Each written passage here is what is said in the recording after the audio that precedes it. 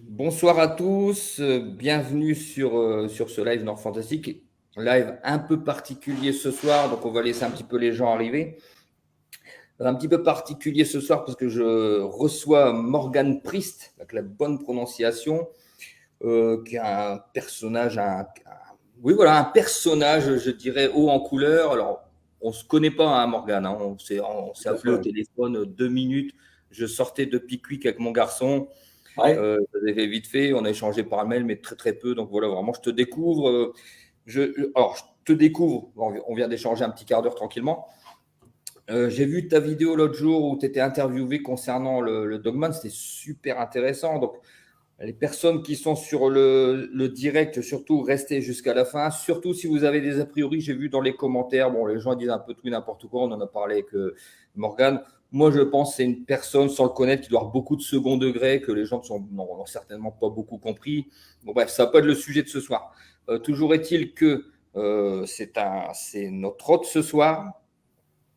Donc, je demande à tous de la tempérance, qui est une grande qualité, de la modération et du respect pour notre hôte, et pour la page et puis pour son travail, parce que même si les gens ne l'apprécient pas, il est aussi apprécié, attention, hein, il n'y a pas que des gens qui le détestent. Mais bon, les personnages comme ça, il a du charisme, il a de la culture, voilà, il envoie, vous voyez, ça se voit tout de suite. Parfois, rien que ça peut nous créer des ennemis. Morgan est une super personne. Bon, moi, je ne connais pas beaucoup, mais pour moi, le feeling est bon. Donc, oui. On va parler ce soir du Dogman. Attention, on va vraiment rester. Alors là, on va faire une petite différence. On n'est pas. Salut Julie, bonjour tout le monde. On n'est pas sur le phénomène loup-garou, les légendes, tout ça. C'est pas ce dont on va parler. On va parler du Dogman et le loup-garou dans la réalité. Donc tout à l'heure, Morgan va tout nous expliquer. Il connaît le sujet très bien. La question qu'on se pose tous, c'est est-ce que les loups-garous, les Dogman, alors après Morgan va nous expliquer la différence entre les deux, est-ce que ça existe vraiment? Alors, est-ce qu'on est, moi, point de départ, j'y croyais absolument pas du tout. Après, j'ai vu des vidéos, des témoignages, tout ça, je me suis dit, bon, peut-être maintenant, je commence à me dire, on va voir, Morgan va nous expliquer tout ça, mais est-ce que c'est pas un monde parallèle qui se rencontre? Enfin bon, voilà, on va voir la réalité du Dogman. C'est ça qui nous intéresse ce soir, c'est ce dont on va parler. Je vous remercie d'être présent, je vous remercie de rester courtois. Alors, première partie, on discute avec, j'interview, de toute façon, vous avez l'habitude, hein. Morgane, deuxième partie, vous lui poserez vos questions. Alors, ouais, le Dogman, voilà. Alors, Morgane, est-ce que tu peux rapidement te présenter? rapidement, je m'appelle Morgan. Voilà, super. Bon, voilà. Et est-ce que tu peux nous. Alors, C'était ce rapide. qui va nous intéresser ce soir, c'est vraiment tout ce qui est lié au Dogman. Est-ce que tu peux nous dire à partir de quel moment voilà, ça t'a tilté, enfin, quel est ton parcours qui t'a amené jusqu'à aujourd'hui vraiment faire Loup-garou France, donc spécialiste, on peut dire ça, du Loup-garou Dogman, c'est ça, spécialiste français? Depuis que je suis gamin, je m'intéresse à cette créature que je la trouve absolument extraordinaire. Et puis, je m'intéresse un peu, un petit peu à la mythologie, au folklore, au cinéma, à tous ces trucs-là. Puis, vers 2008, 2009 et 2010, je crois que c'était pendant 3 années, il me semble, j'ai tenu un site qui s'appelait loupgarou.org. Et à l'époque, il n'y avait pas encore tous les réseaux sociaux comme on a aujourd'hui de la même façon. Il n'y avait pas TikTok. Donc avant, on se retrouvait sur les forums actifs. Je ne sais pas si tu as connu ça, forum actif. Oui, oui, j'ai connu, oui. Ça, je ne sais pas si ça existe encore. Et puis, donc, on parlait de loup-garou dans la littérature, dans le cinéma, dans la musique. On se changeait des dessins, tout ça. Donc, ça marchait bien. Et puis, j'ai commencé à obtenir des témoignages par écrit sur le forum de gens qui disaient, bah moi, en tout cas, j'ai vu un loup-garou, voilà, dans la forêt, dans un champ, sur une route, un truc comme ça. Alors, bon, moi, je savais pas que ça existait, je connaissais juste l'aspect mythologique, folklorique, légendaire. Et puis, ça, on va dire, ça s'arrêtait là. Mais quand j'ai commencé à obtenir des résultats, enfin, des témoignages, je me suis dit, waouh, c'est quand même bizarre. Et là, je prenais contact avec eux au téléphone.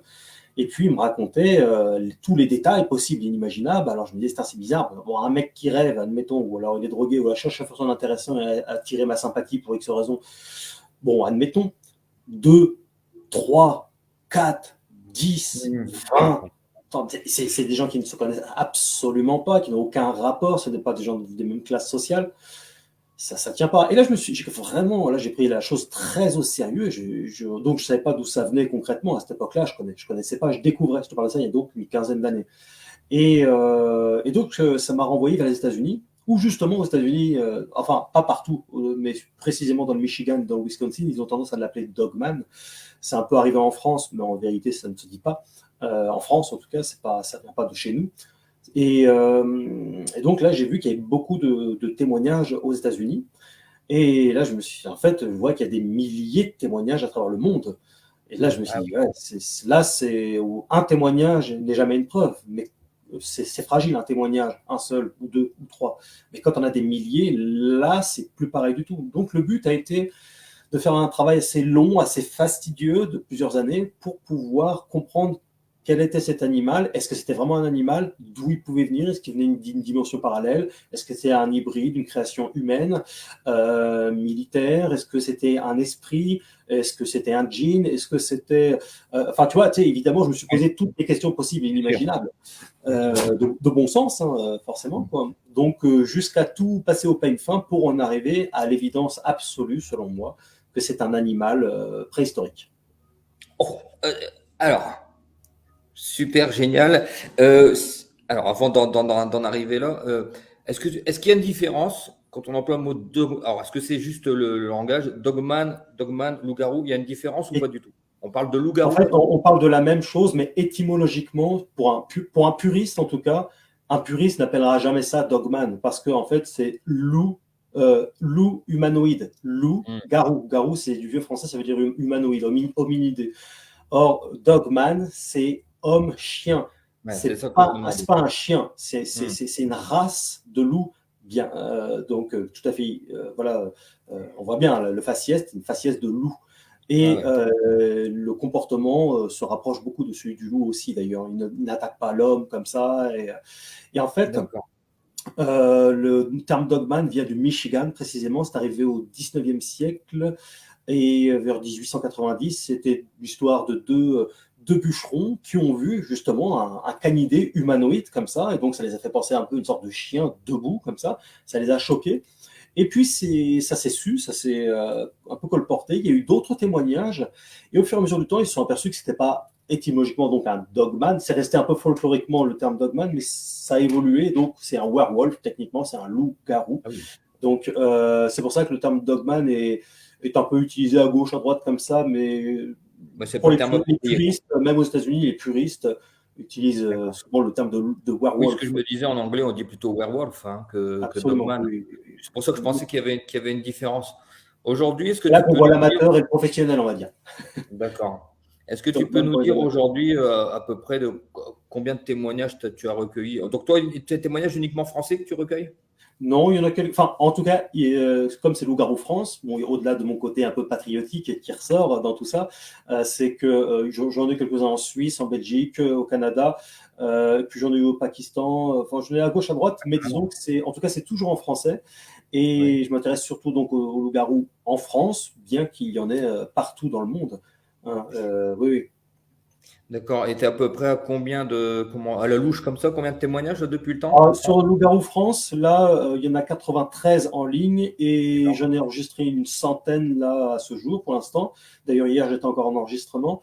Et j'ai aussi des témoignages de gens qui, eux, refusent de témoigner parce qu'ils ont peur qu'on reconnaisse leur voix, donc même anonymement. Donc, ça leur fout les jetons, ils peuvent avoir des problèmes, tout ça. Donc, ils préfèrent me parler de leur histoire comme ça, mais ils veulent pas forcément témoigner. Tant que ça, j'en ai eu pas mal aussi.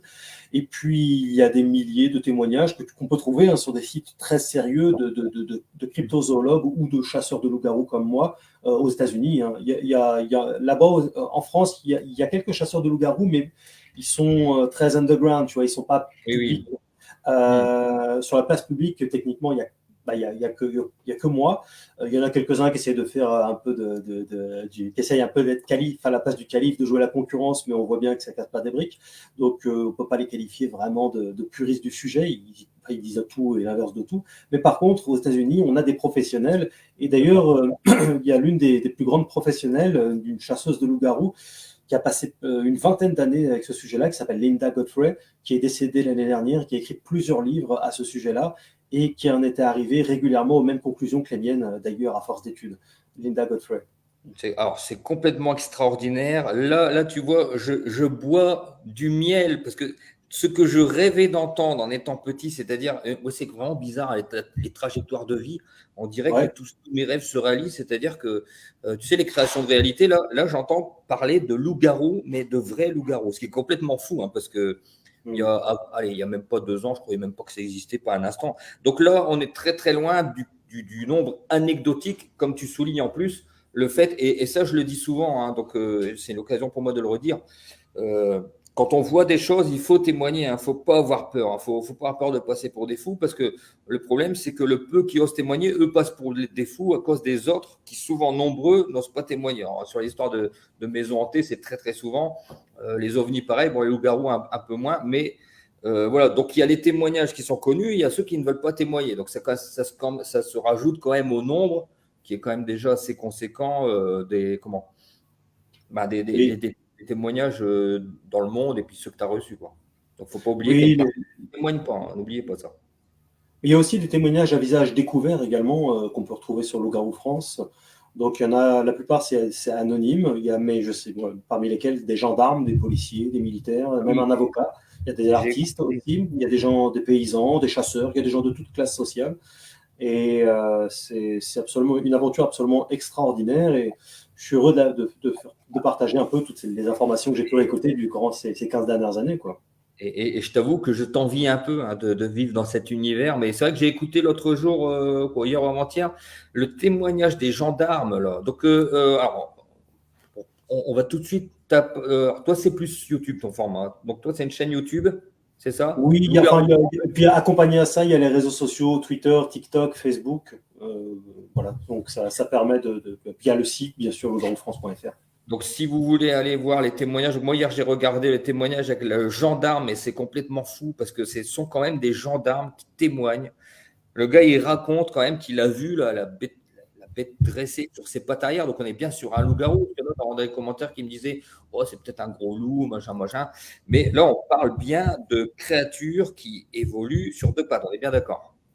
Enfin, Les deux, en quadripède et en bipède. Oui. voilà, il est en bipède et il peut être quadripède, mais Oui. il est quand même en bipède par moment. C'est-à-dire, c'est pas un loup Ah oui, oui, classique. oui, et puis ils peuvent même grimper aux arbres. Hein. Ils ont des. Je l'ai souvent comparé dans ce que je fais, autant en termes d'intelligence que même parfois en morphologie, avec pas mal de différences aussi, aux gorilles, aux singes. D'accord. Oui, oui, oui, ils sont très intelligents, très curieux et très discrets. C'est des athlètes en puissance. Et ils sont Ouais. extraordinaires, ouais, vraiment. Alors, il y a une dame, justement, ça c'est intéressant, et des vidéos existent ou images. Alors, j'imagine que oui, j'imagine qu'elles sont floues. J'aimerais savoir ce que tu Bon, en penses. en ce qui me concerne, j'ai réussi à avoir quelques images rapprochées, mais pas malheureusement pour l'instant, en tout cas pas à 1 ou 2 mètres. Je dis bien pour l'instant, grâce à la technologie qui est quand même assez récente, hein, surtout les téléphones comme on a aujourd'hui, les caméras, tout ça reste quand même récent. Ça fait une quinzaine d'années à peu près qu'on a des trucs comme ça environ. Donc pour l'instant, on a peu d'images. On en a une qui vient des États-Unis, d'un loup-garou en train de creuser un trou également. L'image est sur Loup-garou France. J'en ai une aussi dans laquelle que je suis en train d'étudier qui va sortir en fin d'année où on le voit marcher en quadripède. Là, par contre, on le voit de façon très très proche. Je Ouais. suis en train d'essayer de trouver les sources. C'est pas facile parce qu'il y a Mhm. énormément de conneries sur les réseaux sociaux. Donc le Ouais, but bien c'est de sûr. décortiquer tout ça, passer au peigne fin pour être le plus juste et pertinent possible. Donc de mon côté, j'ai réussi à avoir quelques images de loup-garou. Donc j'en ai eu 3 techniquement. J'ai réussi à avoir des grognements de loup-garou, des traces également. Pour l'instant, je n'ai pas encore d'image très très proche, mais patience, parce que techniquement, à force Ouais, d'essayer, bien sûr. Et puis, il faut bien se mettre dans l'esprit que aussi, si vous voyez un loup-garou devant vous sur 2 pattes qui va faire, je sais pas, 2 mètres, 2 mètres 50, j'en sais oui, rien, vous allez peut-être pas penser à prendre votre téléphone pour faire une photo. c'est Hein, toujours on le est même bien problème. D'ailleurs, il suffit d'écouter les témoignages. Les gens, quand tu leur dis, t'as pas filmé, les gens rigolent, quoi. Ils disent, bah oui. c'est pas le moment de faire un selfie, quoi. C'est Et, chiant parce que j'ai en face alors, de moi, je sais pas. Enfin, puis c'est pas naturel de dégainer le téléphone tout le temps comme voilà. ça. Quand on est face à ce qu'on connaît pas, on se pose des questions. Et là, généralement, les gens sont en mode survie.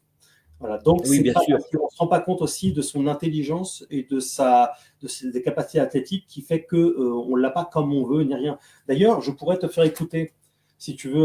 Là, tout à l'heure, j'ai eu un appel. C'est Ah oui, Et en fait, voilà, écoute, je vais te faire écouter. Ça dure 3 minutes et je pense que ça peut être d'accord. intéressant pour ton audience. Oui, oui, C'est bien quelqu'un sûr. qui Écoutez, veut, nous, qui- on est ouais, friands de ça, hein. c'est quelqu'un qui a vu, je crois, 2 fois le loup-garou et qui connaît bien son territoire et qui, en fait, a déposé des caméras sur place. Donc, c'est un chasseur de loup-garou depuis peu. Et tu vas voir ce qu'il dit. Oui, bonsoir Morgane, c'est Pascal le pêcheur. Alors j'ai beaucoup de choses à vous dire. Alors déjà, bon, j'ai acheté une paire de jumelles nocturnes, j'ai testé, c'est bien, ça marche bien. Bon, j'ai une tâche, je les ai ramenées chez Amazon. Je vais en recommander une autre paire un peu mieux. Et bon, il nous le faut à bout portant, hein, la bestiole, parce que de loin, c'est pas top, hein. Et à bout portant, c'est extra. Alors j'ai un truc pour le faire venir à bout portant. On verra ça après. Autrement, j'ai 2 autres caméras chasse qui sont arrivées au Décathlon, ça en fait 4. Au sujet de votre déplacement, je suis d'accord pour participer aux frais de route, aux frais d'hôtel, aux frais de machin, aux frais de tout. Ça, c'est pas un problème. L'objectif est de le filmer à bout portant. Autrement, j'ai oublié de vous dire, j'ai un ami, un collègue de travail qui est paysan, il a un bois et il a aussi une drôle de bestiole dans son bois. Alors il avait des quads qui passaient et il a mis du sable. Et donc dans ce sable, il a relevé des traces type ours. Je lui ai dit, tu l'as pris en photo? Non. Je dis, mais t'es con quoi. Parce qu'en fait, je le fais suivre votre chaîne et il aime bien hein, la chaîne. Et le problème, c'est que je le vois plus pour l'instant parce qu'il a fait un AVC, mais il s'en est sorti. Je verrai ça après. Mais donc, moi, mon loup, on va dire que c'est le mien, parce que c'est à notre endroit. J'ai pas foutu le bordel. J'ai toujours 2 caméras en cours. Je vais pas les relever là parce que j'ai peur que les paysans aillent voir les dégâts dus à la tempête. Donc j'attends. J'espère qu'elles n'ont pas été draillées, mais on verra. Autrement, c'est tout hein, ce que je. Ne vous inquiétez pas, je vous donnerai un numéro de portable pour la route, pour la rencontre et tout le bordel. Je vais vous envoyer un mail d'une trace que j'ai eu beaucoup de mal à avoir. J'ai dû mettre presque 1 mois pour relever cette trace. Et une photo de moi, comme ça vous me verrez en photo. Vous verrez à qui vous avez affaire. Et donc c'est tout. Hein. Donc j'attends mes jumelles et je recontacte pour qu'on mette tout ça en route. Il faut vraiment qu'on l'ait à bout portant, cette bestiole. Et autrement, j'ai d'autres méthodes en tête, vu grâce à un de vos témoignages, mettre une carcasse de n'importe quoi, assez volumineuse, devant une caméra nocturne. Et on va essayer de le baiser comme ça. Il faut vraiment qu'on le baise. Il faut vraiment que votre chaîne soit au numéro 1, au top, en foutant la gueule de cette bestiole. Et donc, je suis prêt à témoigner, à visage découvert, bien entendu. Et comment dire, mais il faut cette bestiole en vidéo, en HD, en 4K, peu importe. Et donc, je salue toute votre équipe Loup-Garou France. Terrible votre équipe. J'adore vos collègues. J'adore. Terrible. Salut, bonne soirée, Pascal. Salut. Tu vois, je l'ai reçu tout à l'heure, là, Génial. à C'est vraiment. 19h. Ah, Mais non, non, il y a des gens vraiment qui, voilà, tu vois, qui commencent, ils dépensent du pognon là-dedans et ils commencent à partir à la chasse au loup-garou. Ils savent que c'est très sérieux et pour cause, lui, il en a vu. Et tu vois, il aimerait bien que Loup-Garou France continue son ascension justement en amenant toujours plus d'images de loup-garou. Pour l'instant, on en a des images de mhm. loup-garou, mais disons que très rapprochées là, à 50 cm, Ouais, 1 mètre, ou voilà un truc. Voilà. Après, il y aura toujours des nihilistes, des gens face à sûr. l'évidence absolue qui diront toujours c'est un montage, c'est un truc de cinéma, c'est ceci, c'est Effectivement. cela. On a réussi à dire que tous les témoins que j'avais, c'était tous des acteurs. Oui, bon. Mais tu sais, je vais dire justement à notre audience de ce soir un petit mot très vite fait sur l'épreuve, parce qu'on m'en demande souvent quand je fais des conférences sur les maisons hantées, tout ça, l'épreuve. Alors, l'épreuve, c'est très simple. C'est pas, la preuve n'est pas c'est pas un problème du tout. Que ce soit des ovnis, que ce soit des fantômes ou autre chose, des preuves, on en a, je dirais même des milliers. Le problème, c'est la personne qui reçoit la preuve. Soit vous y croyez Et c'est une preuve. Et si vous n'y croyez pas, tout ce qu'on va vous donner, même une vidéo à bout portant, même une image de très bonne qualité, les gens diront toujours que c'est du faux, que c'est du fake, un vrai témoin. Si c'est des gendarmes, on les a payés, etc. Donc en fait, la preuve n'est pas un problème. Les preuves existent. Le problème, c'est la personne qui va la recevoir. Mais les preuves, il y en a partout, des centaines, alors peut-être pas des centaines pour les loups-garous, en tout cas pour tout ce qui est paranormal, il y en a des milliers, des orbes décidés là. Voilà, les ovnis, pareil, des milliers de preuves. Le problème, dès qu'on n'a pas envie d'y croire, ben, on n'y croit pas. Et la preuve ne sert plus à rien à ce moment-là. Soit on y croit, on n'a pas besoin de preuves, soit on n'y croit pas.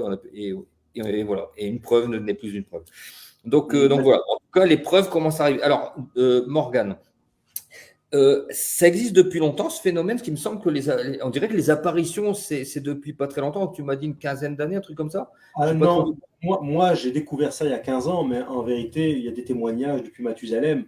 Il y en a toujours eu, en fait, depuis le monde est monde. Et justement, dans le premier livre, c'est celui-ci, Loup-garou, la vérité, je reprends notamment l'exemple de la Corse, où j'explique qu'il y a environ 35 millions d'années, la Corse était rattachée à la France.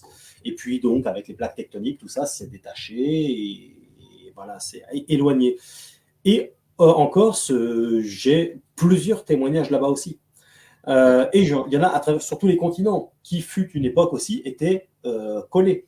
Hein. En fait, on en arrive à l'évidence que, comme beaucoup d'animaux, ils ont réussi à perdurer, tant bien que mal, à évoluer selon le contexte géographique, comme tous les animaux aussi, comme les êtres humains aussi, on évolue tous, on change de morphologie, de couleur, voilà, on évolue tous. Et donc, de par le fait, si on le retrouve sur tous les continents, c'est qu'il est là depuis Mathusalem. C'est-à-dire que c'est un animal préhistorique. D'accord. Et alors, en matière de nombre, là, par rapport au témoignage, tout ça, la densité, je ne sais pas s'il y a des rapprochements. Est-ce qu'il y a une trajectoire? Par exemple, on te signale par exemple sa présence à Marseille, 3 jours après, un petit peu au-dessus, ou non, pas du tout? Non, pas vraiment. En fait, on m'a suggéré il y a bien longtemps de faire des points là où il y avait des témoignages sur la carte de France. Sauf qu'au bout d'un moment, tu te retrouves avec une carte de France tellement truffée de points qu'au bout d'un moment, tu n'as plus qu'un gros point sur la carte. Et tu vois, vu la carte de France, parce qu'il y en a partout. Partout. Et il y a une dominante, certes, dans l'Est et dans le Sud-Est, mais globalement, j'en ai du nord au sud, de l'Est à l'Ouest. Et il n'y a pas quelques centaines de témoignages, il y a des milliers de témoignages dans le monde, hein. Même en Russie, même au Canada, hein, des loups-garous de toutes les couleurs, hein, des noirs, des marrons, des gris, des blancs, etc. Enfin, ça dépend de dans quel contexte géographique ils ont évolué, avec des museaux plus ou moins longs, des morphologies qui peuvent un peu évoluer, mais c'est bien une race de loups-garous, tout ça. Alors, par contre, là, on va, juste pour clarifier un peu, loup-garou, dans notre folklore, le loup-garou, c'est la personne, le lycanthrope, l'homme qui se transforme en loup. Là, par contre, on ne serait pas dessus. Alors, là, on se dit sur non, je parle absolument pas de lycanthropie. Justement, dans ce livre-là, je démonte un peu toutes les légendes, enfin, en tout cas, tout ce qui est folklore, parce que légende, ça vient du latin legenda, ça veut dire fait, déformé. Donc là, il y a beaucoup de déformations. Et effectivement, un homme ne peut pas se transformer, sinon tu meurs. Et un démon ou un truc comme ça n'ont pas la faculté de pouvoir transformer un humain. Donc, il n'y a pas besoin d'aller jusque-là pour avoir des réponses cohérentes, en fait. On connaît seulement 20 à 30% du monde, hein, sur Terre comme sous la mer. Donc, je crois qu'il faut être humble face à l'immensité de cette Terre. On ne connaît pas grand-chose, et plus on en sait, plus on sait qu'on ne sait pas grand-chose. Alors, des fois, c'est dur. Il faut savoir désapprendre ce qu'on a appris, et c'est pas facile. Et il faut sortir la tête du cinéma, des légendes, etc. On parle bien d'un animal. D'accord. Alors, on se comprend tout à fait, parce que je vais te dire, je me suis dit l'autre jour, je me suis fait la réflexion l'autre jour qu'aujourd'hui, grâce à la science quantique, on peut zoomer sur tout ça, et grâce à la science quantique, aujourd'hui, on a sur un nouveau point de départ. Le point de départ, c'est qu'aujourd'hui, on sait qu'on ne sait rien, en fait. Aujourd'hui, on a la preuve qu'on ne sait rien. On a les instruments qui nous disent « tu ne sais rien du tout ». Voilà, on est au point de départ. À partir de maintenant, on va peut-être en prendre conscience. Mais c'est vrai qu'évidemment, alors, tu parlais de 30%, etc. Tu sais que les fonds marins, c'est 5%. Hein, oui, c'est une moyenne. On connaît un peu plus la Terre que les fonds marins, mais même globalement, sur la Terre, c'est entre 20 et 30%. Oui. J'en parle dans mon deuxième livre de ça. D'accord. Bon. Alors, 2 livres, hein, que vous pouvez procurer sur Amazon, j'imagine, c'est ça, hein? Oui, ou en m'écrivant directement, comme ça je peux les dédicacer à loup-garoufrance@gmail.com. Donc à la fin, je remettrai un petit peu tout ça. Bonsoir tout le monde. Je n'ai pas encore eu le temps de dire bonsoir à beaucoup de gens. Donc ouais, super passionnant. Donc Fenrir Lily nous dit, donc du coup, qu'est-ce que vous appelez un loup-garou? Qu'est-ce que toi tu appelles un loup-garou Et, vraiment là maintenant? étymologiquement, je vais d'ailleurs donner le nom de Homo lupus, ça veut dire loup humanoïde. Ça veut dire que c'est un loup avec des caractéristiques humanoïdes. Ça ne veut pas dire que c'est un homme, hein. Ça veut dire qu'il a des caractéristiques humaines. Ça veut dire qu'il peut se mettre en bipède, qu'il a des bras, non pas des pattes au sens strict du terme, mais des bras avec des membres qui ressemblent à des bras et des mains. En fait, ça c'est entre la main et la patte, quoi. Il peut agripper tout un tas d'objets, il peut monter aux arbres et ils ont une puissance colossale autant dans les bras que dans les cuisses. Et ils font des sauts de plusieurs mètres de hauteur et de longueur, hein. Ça peut, en longueur, c'est des 7 mètres, 8 mètres. Ils peuvent courir en bipède. Et quand ils courent, ils courent patte par patte. Ding, ding, ding, D'accord. Ah oui, comme ça. ok. Ils sont extrêmement athlétiques, hein. Ils ont tous plus ou moins la même morphologie. Il y en a qui sont plus musclés, plus massifs, d'autres plus fins, avec différents donc, types de fourrures, des crinières plus ou moins fournies, des yeux qui peuvent aller du rouge à l'ambre, au noir. Tout dépend du type de loup-garou aussi. Mais voilà, tu sais, c'est un peu folkloriquement, c'est pas si folklorique, hein, quand tu vois ça, tu vois. Ça ressemblerait à peu près à ça. Ouais. Des fois, il y en a qui ont des queues longues, des fois des queues courtes, mais enfin voilà, ça ressemble à ça, hein. Alors, point de vue environnement, son environnement, c'est quoi? C'est les forêts denses, il y a un C'est la climat nature spécifique. profonde. C'est la nature profonde, c'est comme les loups en fait, hein. C'est la nature profonde, donc il se montre très rarement évidemment. Quand on le voit, c'est toujours au petit bonheur la chance. Moi, j'essaie de provoquer cette chance-là au maximum. C'est pour ça que j'ai réussi à avoir quelques images déjà, avec quelques éléments d'information dans mes reportages de terrain. Je sillonne la France pour ça, hein. Donc, je bosse. C'est pas comme si j'attendais ou j'allais dans une forêt comme ça, quelconque, hein. Je vais sur le terrain, là où il y a du témoignage, etc. Donc, je ne fais pas n'importe où. C'est ta quête. Et, ouais. Donc, c'était quoi la question? L'environnement.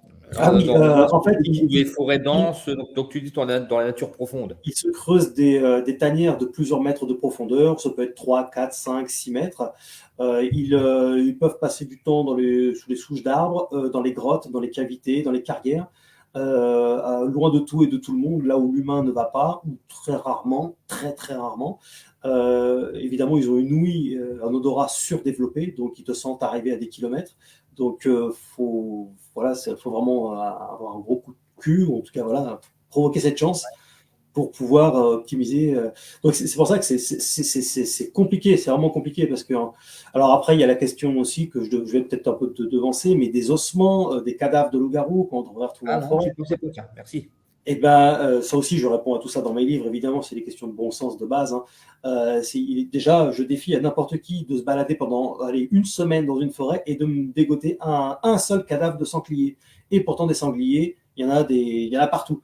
Et ben, ils vont pas en trouver. Alors, des loups-garous, c'est un animal qui, me semble-t-il, ça je peux pas l'assurer, mais qui, me semble-t-il, est en voie de disparition malgré tout. Mais c'est les animaux, quand ils sentent la mort arriver, naturellement, ils se recluent loin de tout et de tout le monde, en fait. Ils meurent en paix. Et après, il y a ce qu'on appelle, donc, ceux qui connaissent bien la nature le savent, un biotope naturel. C'est-à-dire, en fait, que tu as les charognards de la forêt, les blaireaux, tout ce qu'on veut, les insectes, l'acidité des sols, etc., qui font le travail aussi, hein. En quelques jours, il n'y a plus rien du tout. Donc, toutefois, j'ai des témoignages de gens qui ont vu des cadavres de loups-garous et des ossements il y a de nombreuses années déjà. Et voilà, donc des chasseurs qui ont shooté des loups-garous, des trucs comme ça, j'en ai eu ça. Et alors, de quoi ils se nourrissent alors, en fait? Parce que là, c'est un questionnement, quoi. Ouais, en fait, c'est à peu près comme les loups. Donc, ils vont taper dans ce qui est le plus fragile, le plus faible. Ils vont droit au plus facile. Donc, des moutons, des chèvres, alors, ils vont quand il y a des périodes de. Bon, évidemment, ils vont taper dans le sanglier, dans le blaireau, dans les chevreuils. Alors là, ils vont sans problème. Ils peuvent manger du poisson aussi. Ils vont aller proche des villages, voilà, des endroits où il y a des poulaillers. Ils vont taper dans les poulaillers, dans les lapins, dans les chiens, dans les chats. Ils les bouffent aussi. Tout ce qui est des proies faciles, en fait. Hein. Et vraiment, tout. Là, ça peut le dire comme ça, c'est une chose, mais vraiment, il faut que les gens, ton audience, que je salue, aillent vérifier ce que je dis en écoutant les témoignages. Il y en a pour l'instant une centaine, il y en a plein encore qui arrivent. J'en ai énormément. Et là encore, ce matin, j'étais en enregistrement. Enfin, hier et ce matin, j'étais en enregistrement, un mec qui a vu un loup-garou, parce qu'il y avait un bordel devant chez lui. Il est sorti en pleine nuit, il a éclairé et il a vu un loup-garou avec une paire d'yeux très, très jaunes, une grosse tête de loup énorme, quoi. Il avait dans la gueule un chien qui était en train de tirer, en fait, comme ça. Il est en train de l'amener dans les fourrés. Et il l'a vu et il me disait, ça fait 20 ans que j'ai vu ça. Pendant 20 ans, j'étais dans l'errance totale de savoir ce que j'ai vu. Il a dit ici, il n'y a qu'en découvrant ton travail que j'ai découvert qu'en fait, ce que j'avais vu, c'était bien ça, c'était bien un loup-garou. Enfin voilà, je ne suis pas fou. Et tu verras ce témoignage aussi, il arrive, et il y en a plein des comme ça. Et alors, est-ce que on peut être attaqué? Est-ce qu'on peut être une proie pour le loup-garou? Tu penses qu'il mangerait Juste pour terminer, ils peuvent manger aussi des végétaux, hein, dans les périodes de famine ou quand ils ont besoin de se purger, ils vont Merde, tu m'as dit quoi? Excuse-moi. Est-ce qu'il pourrait s'attaquer à un être humain pour le manger, par exemple? C'est très, très rare. C'est comme le loup, parce que ça reste une race de loup malgré tout, bien qu'elle soit plus, j'allais dire, entre guillemets, sophistiquée, plus athlétique, plus grande, plus massive. Comme le loup, il ne s'attaque pas à l'homme comme ça. Le loup est un super prédateur. Ils le savent. Alors, s'il s'attaquait à eux, enfin à nous, il risquerait d'en pâtir pour sa progéniture, tout ça. Donc, instinctivement, ils le savent. Donc, il ne s'attaque pas à l'homme comme ça. Non, non, non. À moins qu'il soit malade, qu'il ait, je sais pas, la gale ou tu vois, ou qu'il ait la rage, ou alors qu'il y ait des petits à côté, que tu le fasses chier. Évidemment, c'est un animal sauvage. Donc, mais non, non, il n'attaque pas l'humain. Alors, je sais, ça déroge complètement à la règle. Normalement, on s'attend au loup-garou sanguinaire, un peu comme ça, qui monte les dents, qui va être. Comme ça qu'on se le représente. Ouais, mais c'est bien. Mais voilà, techniquement, c'est vrai qu'il n'est pas toujours en train de montrer les dents comme ça. Voilà. Alors, une autre question. Bon, pour toi, le loup-garou, c'est un animal biologique, tout ça.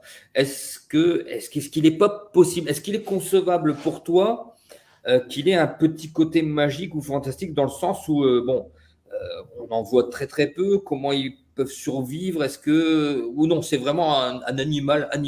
Encore une fois, la façon, c'est purement un animal. C'est tout à fait. Alors, moi, je suis quelqu'un de spirituel puisque je travaille dans la prédication chrétienne, hein, dans la théologie. Donc, je suis quelqu'un de spirituel. Mais on apprend en théologie à être équilibré et ne pas tout spiritualiser. Et donc, foi et raison marchent ensemble. Donc, il faut d'abord chercher des explications rationnelles avant d'envisager potentiellement une explication spirituelle. Or, les explications naturelles, on les a, enfin, en tout cas, je pense les avoir. C'est que c'est juste un animal, c'est un animal extraordinaire qui vit loin de tout et de tout le monde, qu'on peut voir parfois. Et bon, c'est rare, c'est vrai, mais en même temps, tu verrais le nombre de témoignages que j'ai, à force, tu te dis, putain, en fait, il y en a beaucoup qu'on en vu. Et puis ils n'ont pas en parler comme ça, quoi. Ils n'iront pas t'en parler. J'ai vu un loup-garou. Les gens rigolent. C'est pour ça d'ailleurs que c'est une sorte de psychothérapie pour eux quand ils viennent m'en parler. Ça ils se déchargent. Et là, ils y vont. Là, ils se lâchent. Et parce qu'ils savent que je ne vais pas me foutre de leur gueule. Parce que aussi, je peux avoir beaucoup de réponses à leurs questions sur qu'est-ce que cet animal, d'où il vient, ses habitudes, et sa morphologie, etc. Du coup, en fait, ça leur fait beaucoup de bien. C'est thérapeutique pour eux. Et des fois, il y en a même qui n'osent même pas en parler à leur femme, à leur mari, à leurs enfants, etc. Donc, tu sais, j'ai discuté avec un militaire qui a vu un loup-garou au Luxembourg. J'ai discuté avec un militaire qui a vu un loup-garou au Luxembourg. Et il m'a dit, il y a une chape de plomb, parce que lui, il en a vu un, et il a dit, je pouvais en parler à personne. Il dit, c'est vraiment dommage, parce que ce que j'ai vu, je l'ai vu. Et ce n'est pas un fou. Et donc, tu vois, c'est compliqué. C'est un sujet très compliqué. Et c'est vrai que, tu vois, folkloriquement, cinématographiquement, on a quand même été bercé avec justement un animal qui, tu vois, magique, justement, comme tu disais, qui en fait, il est magique dans le sens où c'est une créature de Dieu, mais c'est pas il n'y a rien de spirituel là-dedans. Il n'y a pas plus terre à terre que le sujet du loup-garou. Par contre, il n'est pas impossible que le mythe du loup-garou ait été ait vécu grâce à des témoignages d'apparition et que ça se soit transformé en légende à la limite peut-être. Ce que je te disais, légende, ça veut dire fait déformé. Donc, il y a des éléments de vérité. Et puis D'accord. ensuite, avec le bouche à oreille, le téléphone Et bien arabe, sûr. etc. Et puis, des fois, peut y avoir aussi un aspect symbolique qui s'ajoute à ça. Je prendrai l'exemple des légendes arthuriennes, tu sais, où Mm. évidemment, tu sais, le domaine de la fée Morgane, Oui, oui, qui n'a bien sûr. rien à voir avec ma famille, hein. Et non, enfin voilà, tout ça, c'est très folklorique, c'est des légendes. Il y a des éléments de vérité dans tout ça, dans le sens où ça te parle d'une morale, de bonté d'âme, de quelque chose de chevaleresque, de beau, de gracieux, des histoires d'amour, d'amitié, tu vois, des trucs comme ça. Donc il y a toujours des éléments de vérité et le but, c'est de décortiquer tout ça pour comprendre ce qui appartient à la vérité, au réel, et ce qui appartient au folklore, D'accord. au symbolique et tout. Alors, il y a Karine qui dit quelque chose d'assez pertinent. Il faudrait peut-être l'appeler autrement que loup-garou. Alors, mais toi, tu lui donnes un nom, c'est le crypto, je sais pas trop quoi, quand tu appelles ça Non, toi? pas du tout. Non, non, justement, le terme loup-garou ne dérangera que ceux qui ne connaissent pas. Mais une fois qu'on connaît, on sait très bien qu'en fait, bah, on ne peut pas l'appeler autrement, puisque loup-garou, j'en parle Ça également dans mon livre, correspond à cette vérité-là. bah, ça veut dire loup-garou, ça veut dire loup hominidé.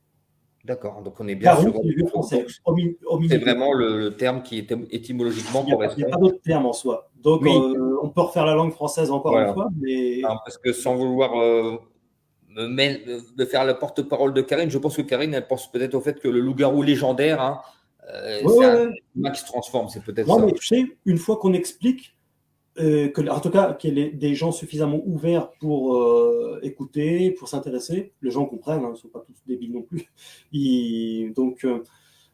Donc voilà, il suffit d'expliquer en fait. Et moi, je vois, hein, dans mon quotidien, la majorité des gens auxquels j'explique ces choses-là, ils me disent ah d'accord, ok, oui, effectivement, ça change. Et puis ça ne les dérange pas ce terme-là. En fait, ils comprennent qu'en fait, bah voilà, Il y aurait eu possiblement un lien avec la pleine lune ou absolument pas? Tu n'as jamais rien vu de absolument pas. quoi? Non, non, Non, absolument. aucun lien. Encore une fois, je sais, Ça, c'est de la faut légende encore. désapprendre tout ce qu'on a appris, la pleine lune, les balles en argent, la malédiction divine, ou une possession du diable, ou un djinn, ou une dimension parallèle, ou un extraterrestre, ou un lycanthrope, ça n'existe pas. Alors moi je t'avoue qu'avant vraiment bah, avant cette interview et avant d'avoir vu tes vidéos, moi j'étais sur des intrusions d'un plan parallèle. Donc moi j'étais vraiment sur une créature fantastique qui pouvait se montrer, tu sais comme ça, Oui. puisque vu qu'il n'y a pas d'attaque, du moins les gens qui l'ont vu sont pas fait attaquer. Donc moi je partais là-dessus, mais c'est vrai que Il y en a, il y a eu quelques attaques, mais très très peu dans le monde. D'ailleurs, il n'existe aucun témoignage dans le monde, pourtant j'en ai décortiqué, hein, quelques-uns, d'apparition d'une faille interdimensionnelle ou de disparition dans une dimension interdimensionnelle. En fait, d'accord. c'est normal, c'est un animal. Oui, oui. Encore une fois, inutile d'aller chercher à Pétaouchnok, puisqu'en fait, on a des réponses cohérentes, logiques. Là, dernièrement, il y a quelques mois, on a retrouvé un cerf avec des dents de vampire. Ah, Des grandes dents comme ça. Tu tapes un cerf à dents de vampire, tu vas voir, c'est drôle, hein, c'est mignon et étrange. Et pourtant, c'est pas un tout petit animal, hein. Mais en Oui, fait, oui. on en retrouve tout le temps. C'est juste que les gens, je suis désolé de le dire, mais se laissent bercer par le Oui. cinéma, par le Et on podcast. aime bien. Oui, C'est pas moi facile. j'aime bien tout ça. Mais c'est bien aussi parce que moi alors, les gens me connaissent un petit peu sur ma page. Hein. Bon, j'aime beaucoup parler un petit peu. Moi, je suis très dans le fantastique, l'ésotérique et tout. Mais j'ai également un côté très très rationnel. Et Ah bon, ouais. et en fait, j'aime bien aussi le fait justement de savoir que c'est un animal. Et est-ce pourrait y avoir un lien alors, on va dire une parenté dans les apparitions, hein, pas forcément dans le personnage, avec tout ce qui est Yeti, tout ça. C'est possible qu'on les De mon confonde. point de vue, alors ça, c'est Ouais, un loup. autant j'avoue, sans fausse humilité, je suis assez catégorique avec le loup-garou parce que ça fait quand même longtemps que je m'intéresse précisément à ça. Alors moi, je suis spécialisé donc en tant que chasseur de loup-garou. Dans le loup-garou, le domaine du Bigfoot, Sasquatch, Yeti, l'Almasty, on l'appelle comme on veut. Je ne suis pas spécialisé dans la cryptozoologie globalement. Mais de mon point de vue, en tant que croyant, je pense que Dieu a mis dans le règne animal des caractéristiques humanoïdes dans beaucoup d'animaux pour qu'on se rappelle constamment que nous faisons partie d'un tout, d'un ensemble, d'un écosystème et que les animaux et l'homme sont proches en vérité. comme par exemple, je regardais une sorte de, je ne me rappelle plus le nom, c'est un petit faisan qui ressemble à rien, quoi. Il ressemble à un faisan, il a le jeu un peu l'air con même. Et il utilise il utilise le langage humain, il parle comme un humain, comme un perroquet. Il répète tout, mais super bien. Il fait des sons d'alarme, des bruits de téléphone, tu sais, les bruits de téléphone qu'on a communs à Samsung, tout ça. Il refait tout. Incroyable. Tu regardes des perroquets qui ont des caractéristiques humaines. Ils parlent. Ouais, d'un corde vocale, tout ça, en plus. Je compte à force, c'est que les singes, regarde leurs yeux, tu vois pratiquement des yeux d'humains. Comme les loups-garous d'ailleurs. Hein. C'est pour ça que j'ai établi des similitudes. Le règne animal est extraordinaire. Et les dauphins ont aussi beaucoup de chromosomes communs avec nous. Tout est fabuleux. La nature, dans la nature, on voit bien que, par exemple, j'ai filmé et j'ai eu un témoignage il n'y a pas longtemps de ce qu'on appelle des fées. Tu sais, les fées folkloriquement, comme la fée clochette. On va faire un live dessus. Très intéressant. Et pareil, je suis en train de changer d'opinion là-dessus. Hein. Eh ben, j'en suis arrivé à la conclusion, mais je ne l'affirme pas. Hein. Encore une fois, là, c'est pas le loup-garou, mais que les fées existent, mais pas comme à la télé, évidemment, pas comme dans les contes. C'est un insecte. À mon avis, c'est un insecte qui a des capacités, pareil, des caractéristiques hominidées, parce que ce que j'ai filmé et ce qu'on m'a rapporté dernièrement, d'ailleurs, c'est un témoignage que je vais mettre en ligne sur une autre chaîne. C'est bien des jambes, des petits bras, une petite tête avec des ailes. Mais c'est vraiment un insecte. Tu vois, le Sasquatch, à mon avis, c'est la même chose. C'est un singe énorme, hominidé, quoi. En fait, par exemple, le Mossman. En fait, moi, je pense que ce qu'on appelle le Mossman, en fait, au vu des descriptions qu'il y a dans le monde, hein, il n'y en a pas qu'aux États-Unis, il y en a dans le monde. À mon avis, c'est une chouette avec des caractéristiques humanoïdes, avec des gros yeux rouges, comme certains loups-garous d'ailleurs. C'est ce qu'on appelle de la porphyrine, en fait, qui les protège des rayons du soleil. Donc, c'est un phénomène qui est très connu. Super intéressant. Alors, ce qui est bien avec Morgan, c'est qu'il nous ramène à notre réalité minuscule d'être humain qui n'a même pas encore découvert l'entièreté de la Terre habitée, pas des océans. Mais on remet un peu les pieds sur Terre et on se dit, bon, on descend de notre nuage d'homme tout-puissant qui a la connaissance. On sait qu'on ne sait rien, de toute façon, c'est très clair. Et que ce genre de créatures qu'on a pris pendant longtemps pour des êtres légendaires, ça peut être des créatures naturelles, biologiques comme nous, qui ne soient pas magiques, mais de toute façon, c'est très simple.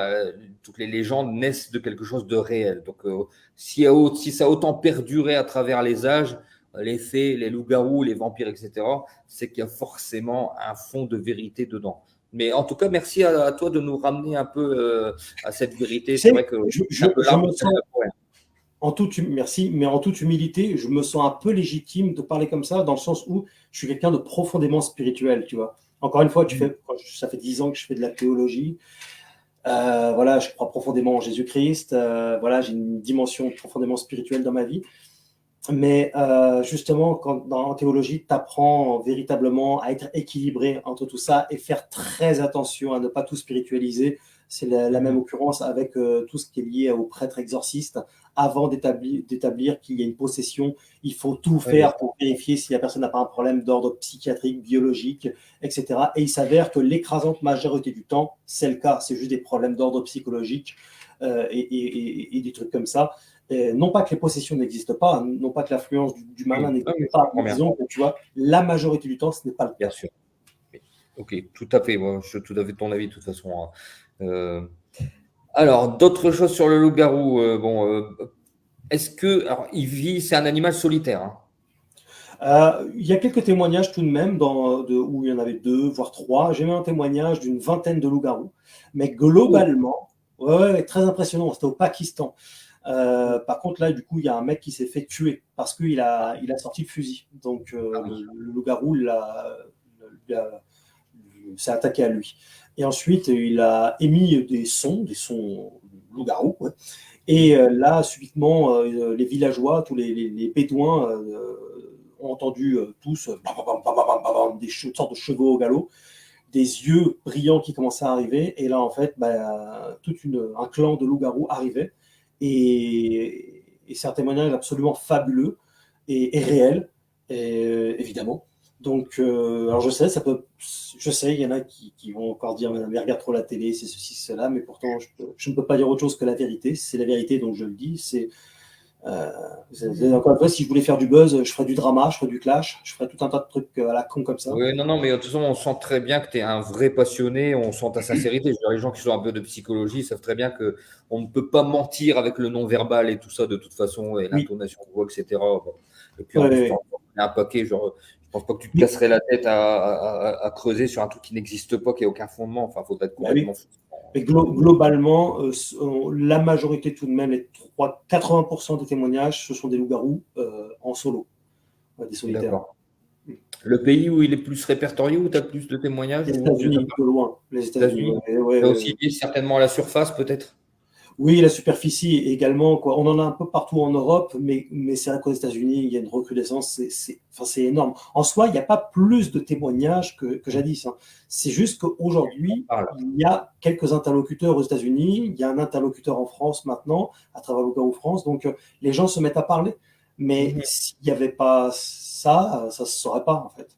Je Ouais, pense, de mon point de vue, qu'il y a alors j'en ai discuté avec des gendarmes, que certains m'ont expliqué qu'il y avait un corps spécifique dans la gendarmerie qui étudiait, qui recrutait tout un tas de témoignages des animaux non répertoriés officiellement, des choses mystiques comme ça, au-delà du GEPAN. Et c'est évident, parce que si moi qui suis pourtant, voilà, je ne suis pas non plus... bah, si j'en ai entendu parler comme ça, bon, bah, eux doivent le savoir forcément. Et, euh, et donc voilà, je pense que ça ne s'ébruite pas parce que ça doit être un animal réellement en voie de disparition et ça doit être pour les protéger, je pense. Ah, En tout cas, c'est une hypothèse, je ne peux pas l'affirmer, mais je pense que si ça ne se sait pas, parce que c'est tellement factuel, c'est tellement réel, c'est tellement, enfin hmm. voilà, c'est la vérité, que je peux pas être voilà, on peut pas être les seuls à le Ouais, savoir. Il y a forcément d'accord. d'autres Ce que tu veux dire, c'est autorités que qui le savent. les officiels doivent avoir connaissance certainement Oui, oui, de oui. cette chose-là. Je parle pas des hommes, des gens au gouvernement Hmm, précisément, ou des gens qui cherchent à contrôler le monde, etc., qui hmm, eux s'en battent les couilles des loups-garous. Eux, ce qu'ils cherchent à être des dieux et contrôler le monde. Donc, ils ont hmm. d'autres préoccupations. Mais je pense qu'il y a des autorités bien spécifiques, et on m'en a parlé, hein, notamment dans la gendarmerie, qui eux-mêmes sont reliés à une hiérarchie, sont au courant de ces choses-là. Oui. D'accord. Ouais, Bah, bon, notamment deux gendarmes ont pris en photo des traces, ont vu un loup-garou en face, ils ont envoyé toutes les informations ensuite à un corps spécifique, quoi, qui s'occupe de ça. Et ouais, ensuite, oui, tout j'ai le monde. vu, c'est le témoignage Ouais, que j'ai vu, hein. d'accord. Allez sur la chaîne Loup-garou France, vous allez voir, il y a plein de témoignages. Le témoignage avec les gendarmes, il est dessus, je l'ai écouté hier. C'est fabuleux parce que on entend que ce sont des gendarmes, ils ont quand même une façon de parler, etc. Genre, on sent bien que c'est pas le cousin de Morgan, etc., comme certains peuvent dire. Donc voilà, allez dessus parce que c'est vrai que allez, c'est difficilement plus parlant qu'un témoignage, et d'autant plus quand c'est des gendarmes, parce qu'évidemment, on accorde plus de crédit à des gendarmes, malheureusement, qu'à une personne lambda. Bon, c'est aussi parce qu'ils sont Il y a des assermentés. policiers, il y a des militaires aussi, et il y a de tout.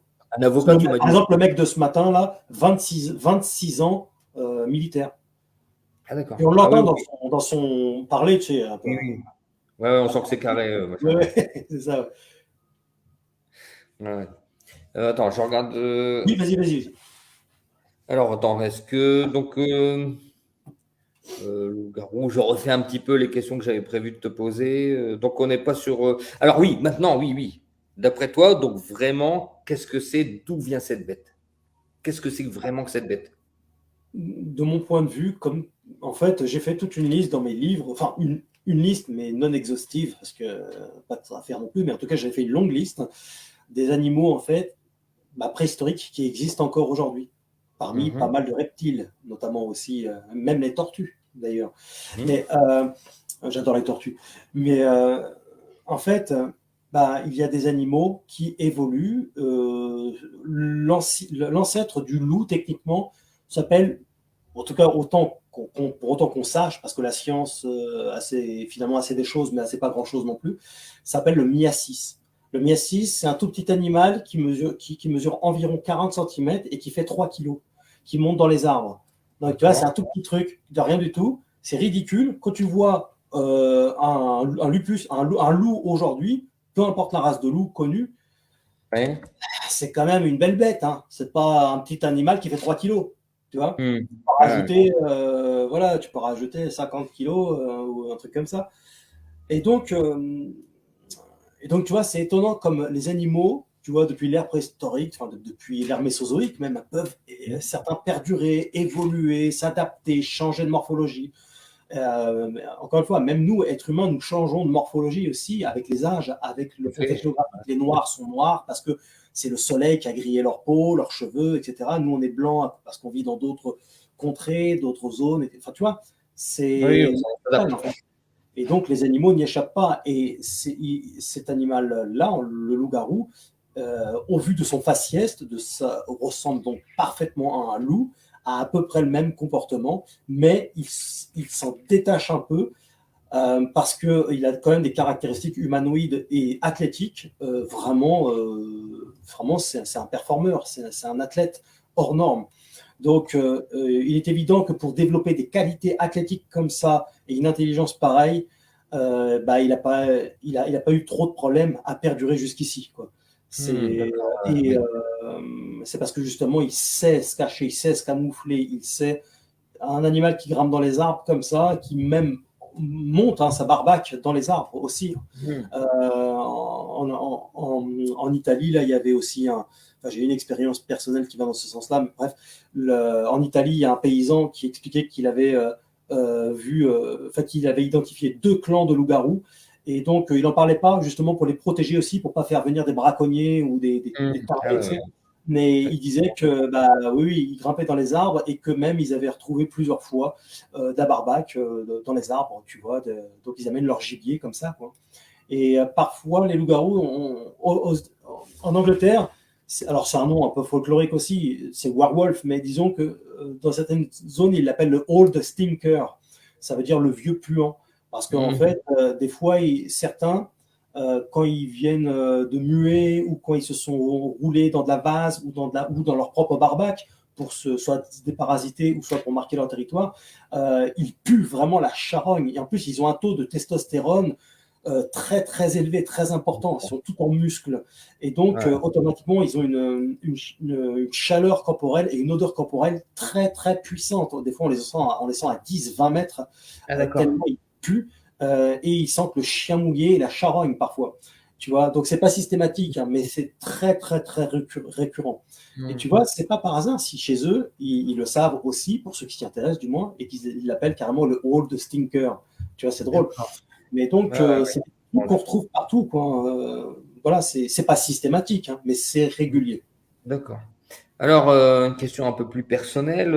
Est-ce que toi, Morgane, dans ta chasse au loup-garou, est-ce que tu as déjà vu, est-ce que tu as déjà de loin ou quoi, ou entendu un loup-garou? Est-ce que tu t'es déjà approché d'un loup-garou qui était là, même si tu l'as pas vu, mais qui était vraiment là?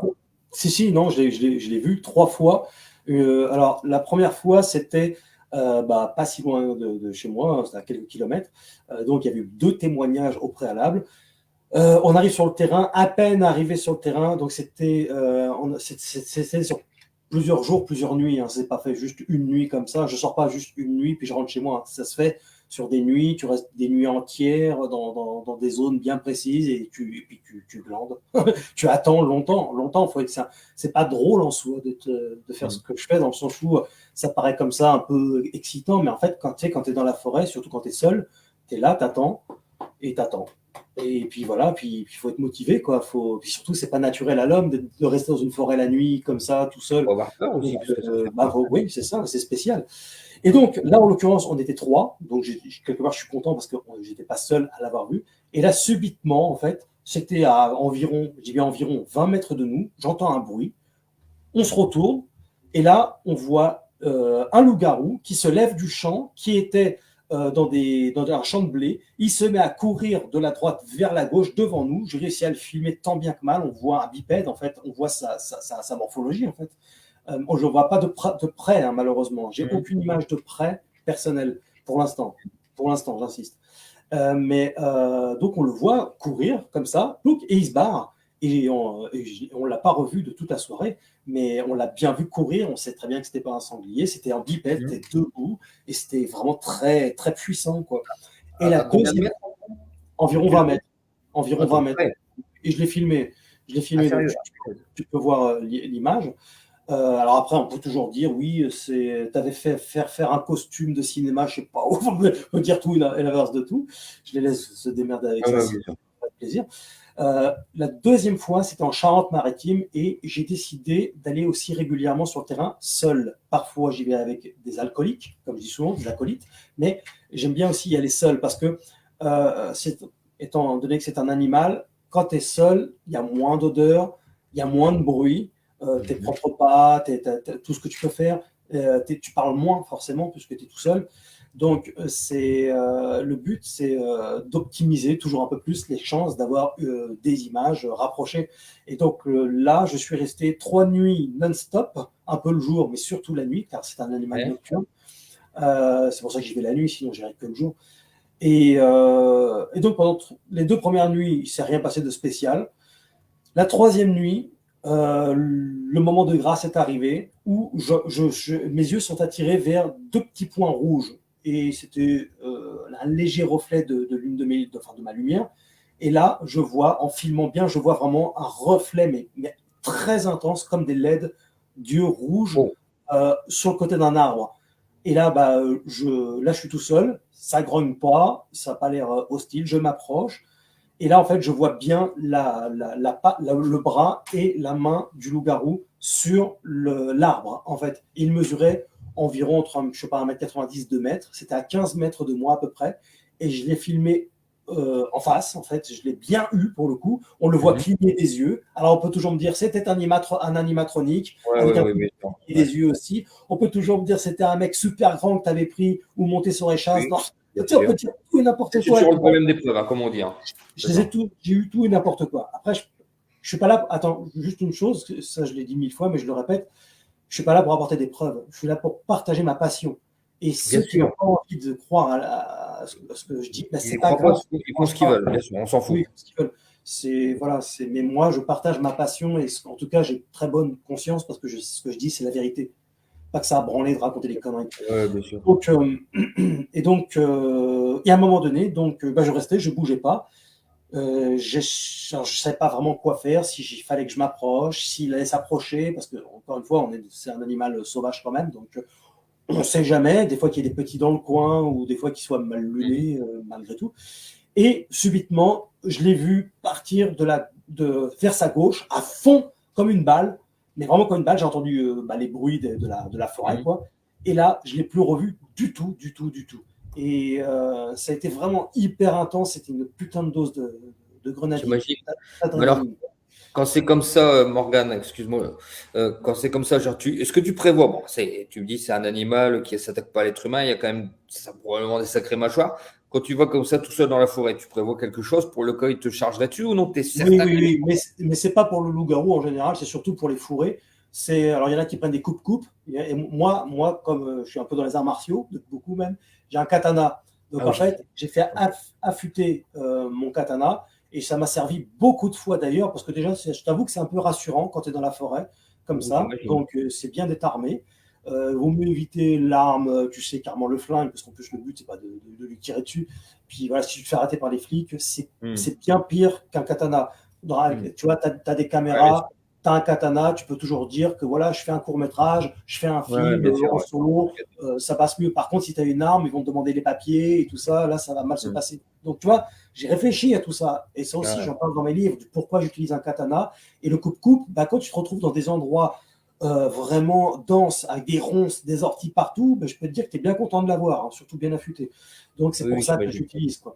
Mais D'accord. je suis pas là toute la nuit avec mon katana en train de chercher un Hmm. loup-garou, machin truc, Et évidemment, quoi. tu envisages quand tu vas là-bas la possibilité qu'il te charge ou non, non, tu penses que c'est... Surtout d'avoir non plus d'avoir des problèmes avec un sanglier ou un D'accord. con qui dans la forêt qui veut Hmm. m'emmerder ou un truc comme ça. D'accord. Mais c'est étrange, hein, mais voilà. Après, encore une fois, hein, ça n'attaque pas l'homme, mais faut pas, le risque zéro n'existe pas. Donc automatiquement, Hmm. moi je suis mieux. Le jour, je le prends pas le katana, mais par contre la nuit, quand je le prends. Mais encore une fois, c'est pas comme un film. Je suis pas là armé, un machin, en train bien sûr, d'exécuter oui. un loup-garou. Il est dans mon dos ou il est planté quelque part. Je m'en occupe plus ou moins. Je suis concentré avec mes jumelles nocturnes. Je suis concentré à mettre mes caméras de surveillance. Je suis concentré à écouter. Je suis concentré. Je suis pas là avec le katana pour taper dans tous les. C'est pour des moments passionnant. Ça doit être une sacrée expédition, ça, quand tu vas comme ça le soir en disant que tu vas peut-être en croiser un. C'est une adrénaline de fou, quoi. Tu dois vivre un rêve, en fait, finalement. Oui, c'est une aventure extraordinaire. Je le dis toujours à mon audience. J'ai des abonnés extraordinaires qui me soutiennent beaucoup et on est de plus en plus nombreux et je les en remercie encore. C'est une grâce de Dieu pour moi de pouvoir m'occuper de ça à plein temps. C'est génial. C'est hyper intéressant. Moi, je découvre, je t'avoue, mais c'est passionnant. Oui. J'invite tout le monde, j'ai pas le monopole de la chasse au loup-garou, j'invite tout le monde qui s'intéresse à écouter les témoignages, les étudier et surtout les témoignages récents et ensuite passer du temps sur le terrain s'ils veulent faire ça. Je suis pas le seul à pouvoir le faire. Tout le monde peut le faire si vraiment ils veulent se donner les moyens, investir du pognon dans les caméras de chasse à poser sur les arbres, sur des périmètres bien précis, passer du temps, des nuits. Bon, il faut le vouloir, c'est spécial. Mais tout le monde peut le faire en soi. J'ai pas le monopole de la chasse. Il y a un endroit en France où les témoignages sont plus denses, où ils seraient plus apparus qu'à d'autres endroits. Dans l'Est et dans le Sud-Est. Dans l'Est et dans le Sud-Est. Ouais, dans le Gard, dans l'Est, dans le Sud-Est, dans le Jura, tout ça, il y en a pas mal. Ouais. Mais enfin, j'en ai vu aussi en Bretagne, tout ça. Il y a eu un témoignage sur Villers-Cotterêts, je ne sais pas si tu as vu, là, j'ai vu, c'était pas sur ta chaîne, c'est sur quelqu'un d'autre. Donc, c'est pas très loin de chez moi, c'est dans l'Aisne. Ouais. J'ai vraiment hyper peur. Mais là, par contre, c'est peut-être pas un loup-garou dans le sens où toi tu l'entends, parce qu'il y avait un truc un peu étrange, enfin presque surnaturel, mais ça m'a vraiment. J'ai pas écouté. T'as pas entendu ce truc? Non, j'ai pas écouté. Et tu entends que c'est une personne. Tu sais, tu entends au son de la voix, tout ça, que c'est pas une personne qui est versée dans les sciences ésotériques ou une personne machin. C'est tout à fait normal. Mais elle raconte ça d'une manière. Donc, elle parle de hurlements, donc de trucs qui fait des bonds énormes. Donc, c'est ça que je retrouve vraiment le loup-garou dont tu parles. Il serait venu derrière sa fenêtre. Je ne sais pas si toi, ça te paraît probable, possible. Ah, si, largement, parce qu'il y a même des loups-garous qui montent sur les toits, qui montent sur les. Si, ils peuvent s'approcher. Il y en a même qui sont rentrés dans des baraques. S'il y a des chiens, des chats, s'ils sont en état de famine, ils peuvent devenir un peu cons. Donc, oui, ça, ils peuvent regarder dans les maisons, tout ça. Oh, punaise, elle a la terreur, toi. Dans les villages, pas dans les villes pleines comme ça, mais dans les villages, dans les lieux-dits, ils s'approchent. Si, oui. Alors, aujourd'hui, je ne sais pas ce que tu en penses, mais l'affaire de la bête du Gévaudan semble avoir été élucidée. Donc, ça aurait été une espèce de gros chien dressé spécialement. Oui. Mais ils avaient un peu la caractéristique, tu dis qu'ils regardent dans les maisons, tout ça, que ces chiens-là, à l'époque, on a cru que c'était des loups-garous, plus ou moins, les chiens de la bête du Gévaudan. Donc, ils leur mettaient des espèces en cuir pour pas qu'ils prennent les balles. Mais Oui, une cuirasse comme les chiens romains pour se protéger des balles des dragons, des flèches des arquebusiers, etc. Donc là, Comment? Je dis sur la bête du Gévaudan, on n'est pas du tout sur du loup-garou. Non, mais j'en parle aussi dans ce livre-là, parce qu'en fait, je passe tout au peigne fin en fait, pour en arriver.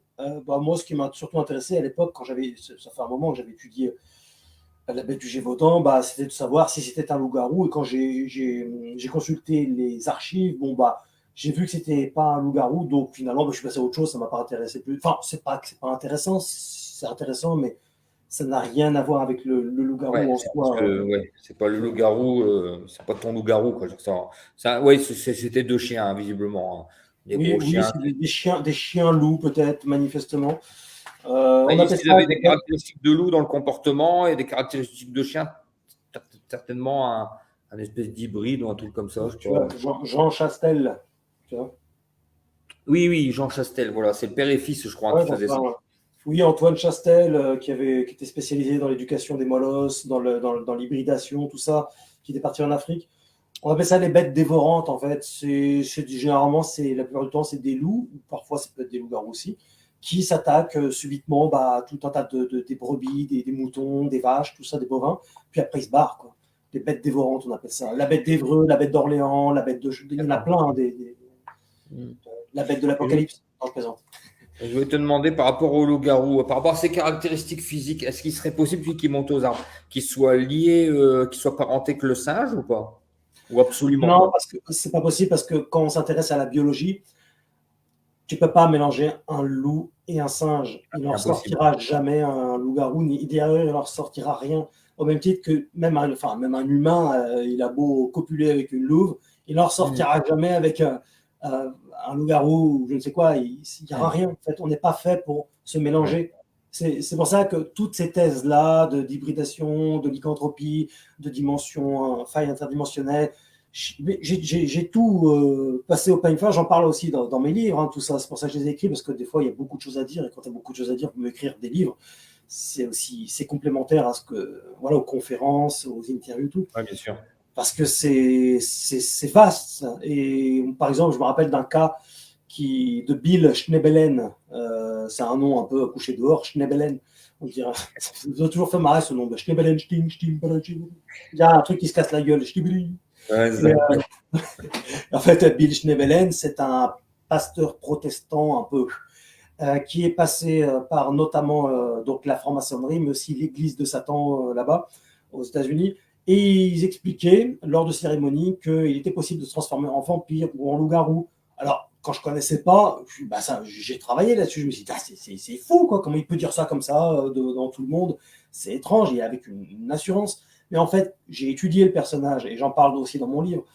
En fait, c'était un drogué de la vie.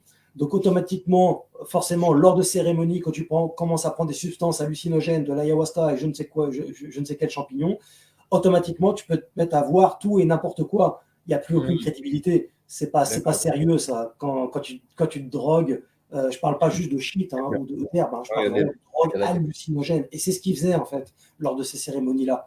Donc, forcément, tu peux croire que tu te transformes en éléphant, même. Tu vois. Ouais, bien sûr. Donc, enfin, etc. J'entre dans tous les détails dans les livres aussi, tu vois.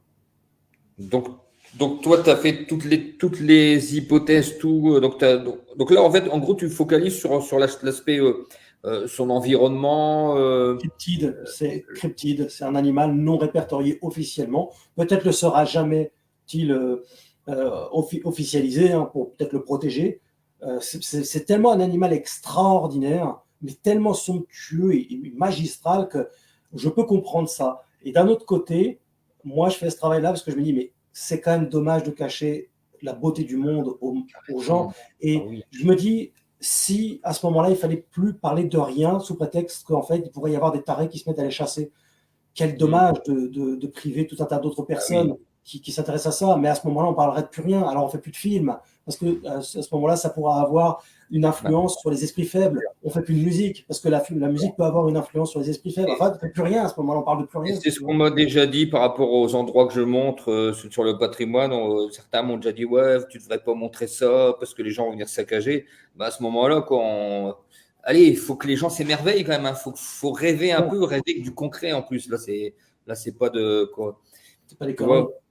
Et sinon, à ce moment-là, tu fais plus rien. Alors, c'est tout à fait ça. Et par contre, c'est vraiment courageux. Alors, je parle bien de courage quelque part à toi, parce qu'aujourd'hui, dans le monde dans lequel on vit, cartésien, etc., faire ce que tu fais, vraiment en montrant au grand jour. Moi, je suis un peu comme toi. Moi, je suis quelqu'un qui assume totalement mes trucs. Donc, moi, je n'ai pas de mal à parler ni de mes orientés ou quoi, de mes convictions. Il y en a beaucoup de gens qui hésitent à le faire. Mais je veux dire, voilà, faut quand même y aller, quoi. Assumer ça, quand même, ça doit pas être facile. Enfin, je sais pas, j'imagine. Je suis un hypersensible et je déteste le mensonge. Et quand c'est la vérité, même si elle fait chier, même si elle dérange, même si ça engendre des problèmes, il faut que je parle. Et c'est pour ça que je dénonce beaucoup de choses aussi, d'ailleurs, des faits de société et des choses, voilà, notamment liées au réseau pédosataniste, des trucs comme ça. J'ai dénoncé beaucoup de choses. C'est pour ça qu'il y a plein de gens aussi qui ne m'aiment pas, qui me prennent pour un malade. Parce que je dénonce beaucoup de choses. Et pour moi, Jésus disait, la vérité vous rendra libre.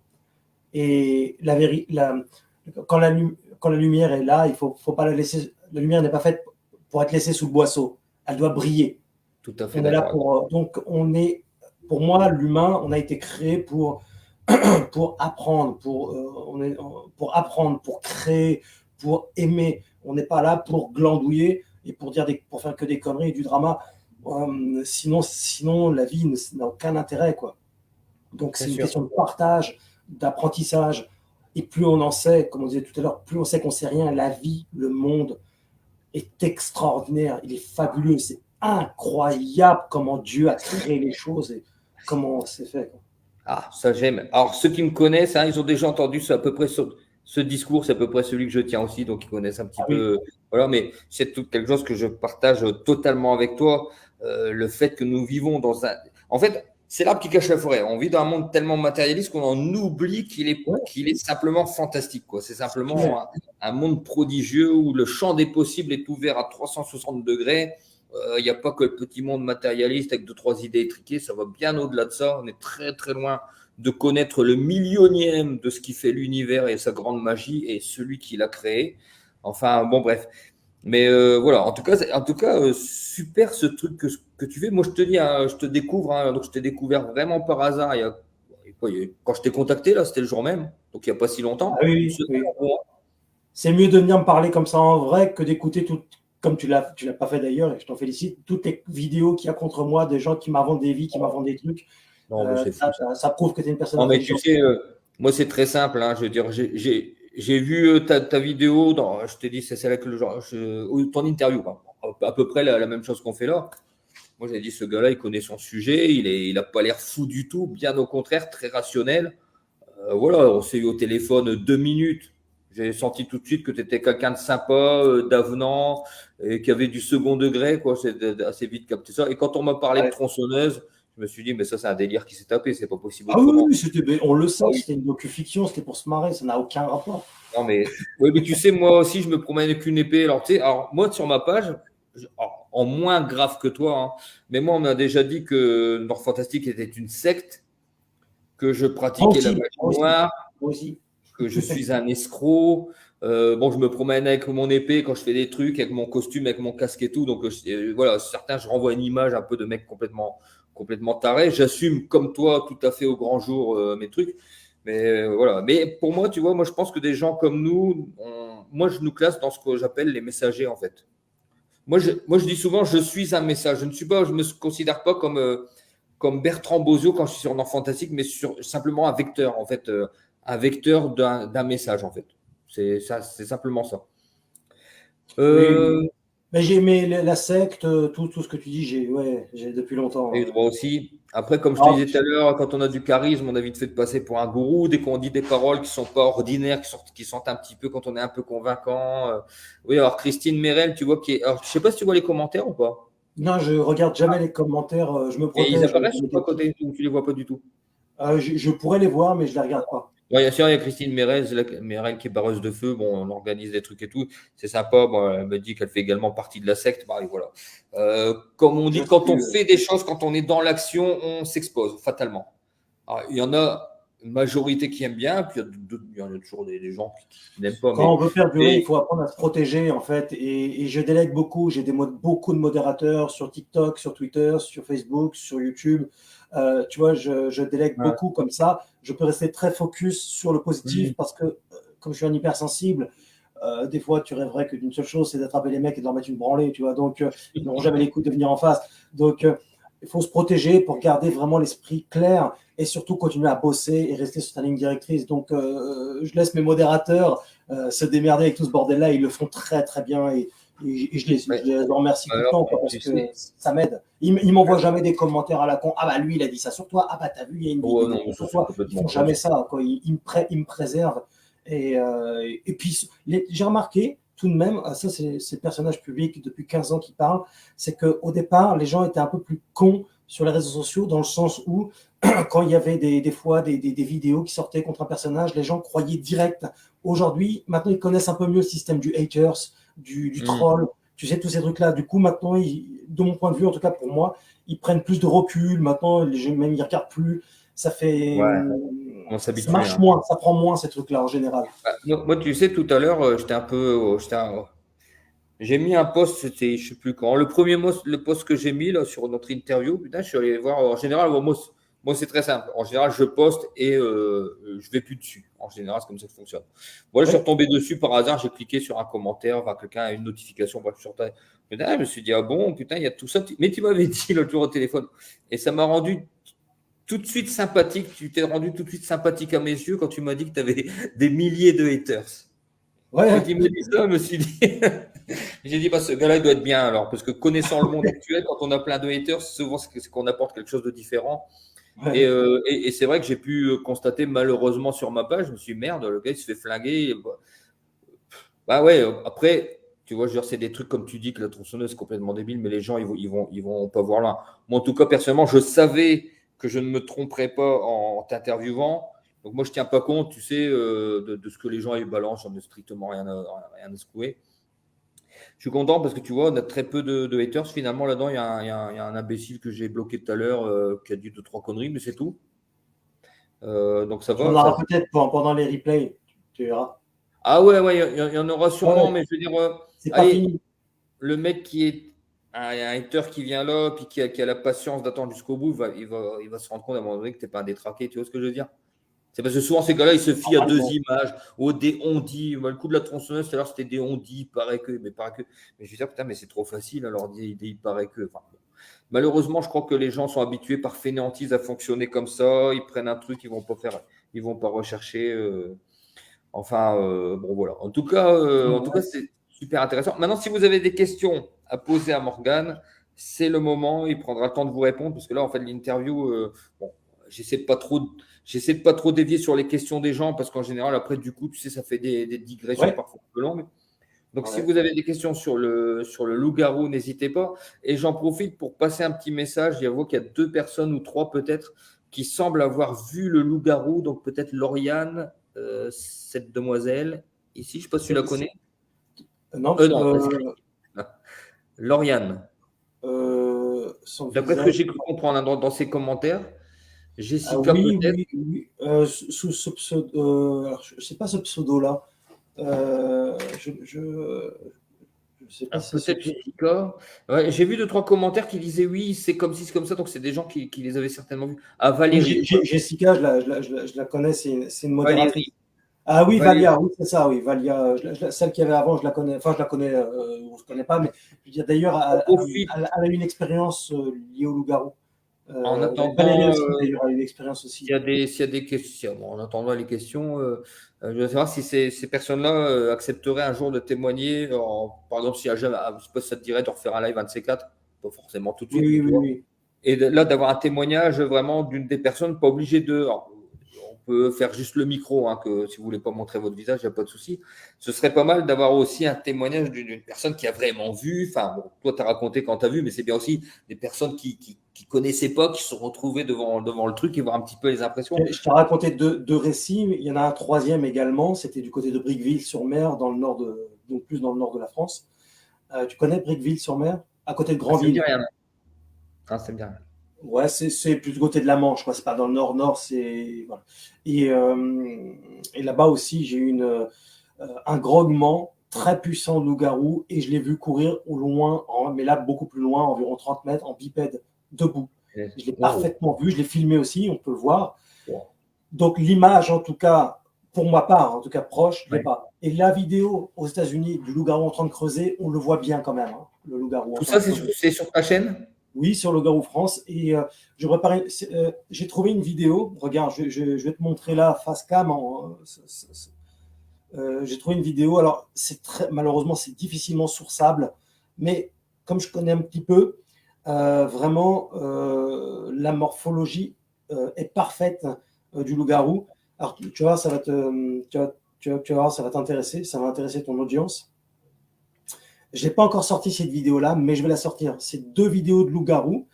Ça a dû être filmé avec une caméra de merde de l'époque. Il doit y avoir 20 ans, 30 ans. Mais alors, par qui, quand, comment, ça, c'est difficile. Donc, ça fait des allers-retours, tu vas voir.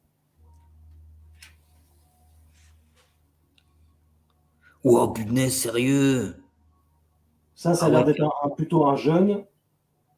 Ouais, puis il y a vraiment la tête du masque à côté, là. Attends, c'est impressionnant. Et ça fait un peu hyène avec le long cou comme ça, non? Ouais, tout à fait. Ouais. Tu vois, tu as vu ses longs bras? Ah, c'est vraiment. Ouais. Ah, c'est fou ça. Ah oui, donc ce serait une bête quoi, enfin, Et, d'origine inconnue, hein, pour l'instant qui demeurait caché, mais un animal tout simplement. et Quoi. Mais je c'est vrai mettrai que. en gros plan ces images-là et je les commenterai parce que j'ai des trucs à dire, notamment liés à la morphologie. Hmm. Parce que tu sais, chaque loup-garou peut avoir une morphologie qui évolue. Ils ont des poils Ah ouais. plus intenses, plus fournis, d'autres des poils plus courts, etc. Donc là, c'est Hmm. un poil court avec une crinière. Mais il y a différents types de morphologie, tu vois, je m'en suis rendu compte. Il y en a qui croient qu'en fait, tu as le dogman et le loup-garou. Ces gens-là, évidemment, n'y connaissent rien. Ils disent n'importe quoi. Hmm. Enfin, un massacre. C'est toujours la même bête, en fait, mais avec des morphologies différentes selon leur évolution dans là où ils vivent, en fait, là où ils évoluent. T'en as qui ont le museau plus court, d'autres plus long. C'est comme les chiens, tu vois. Un chien, ça reste un chien, quoi, un canidé. Mais il y a différentes Ah ouais. races, tu sais. Attends, hein, je prends le lien. Ok.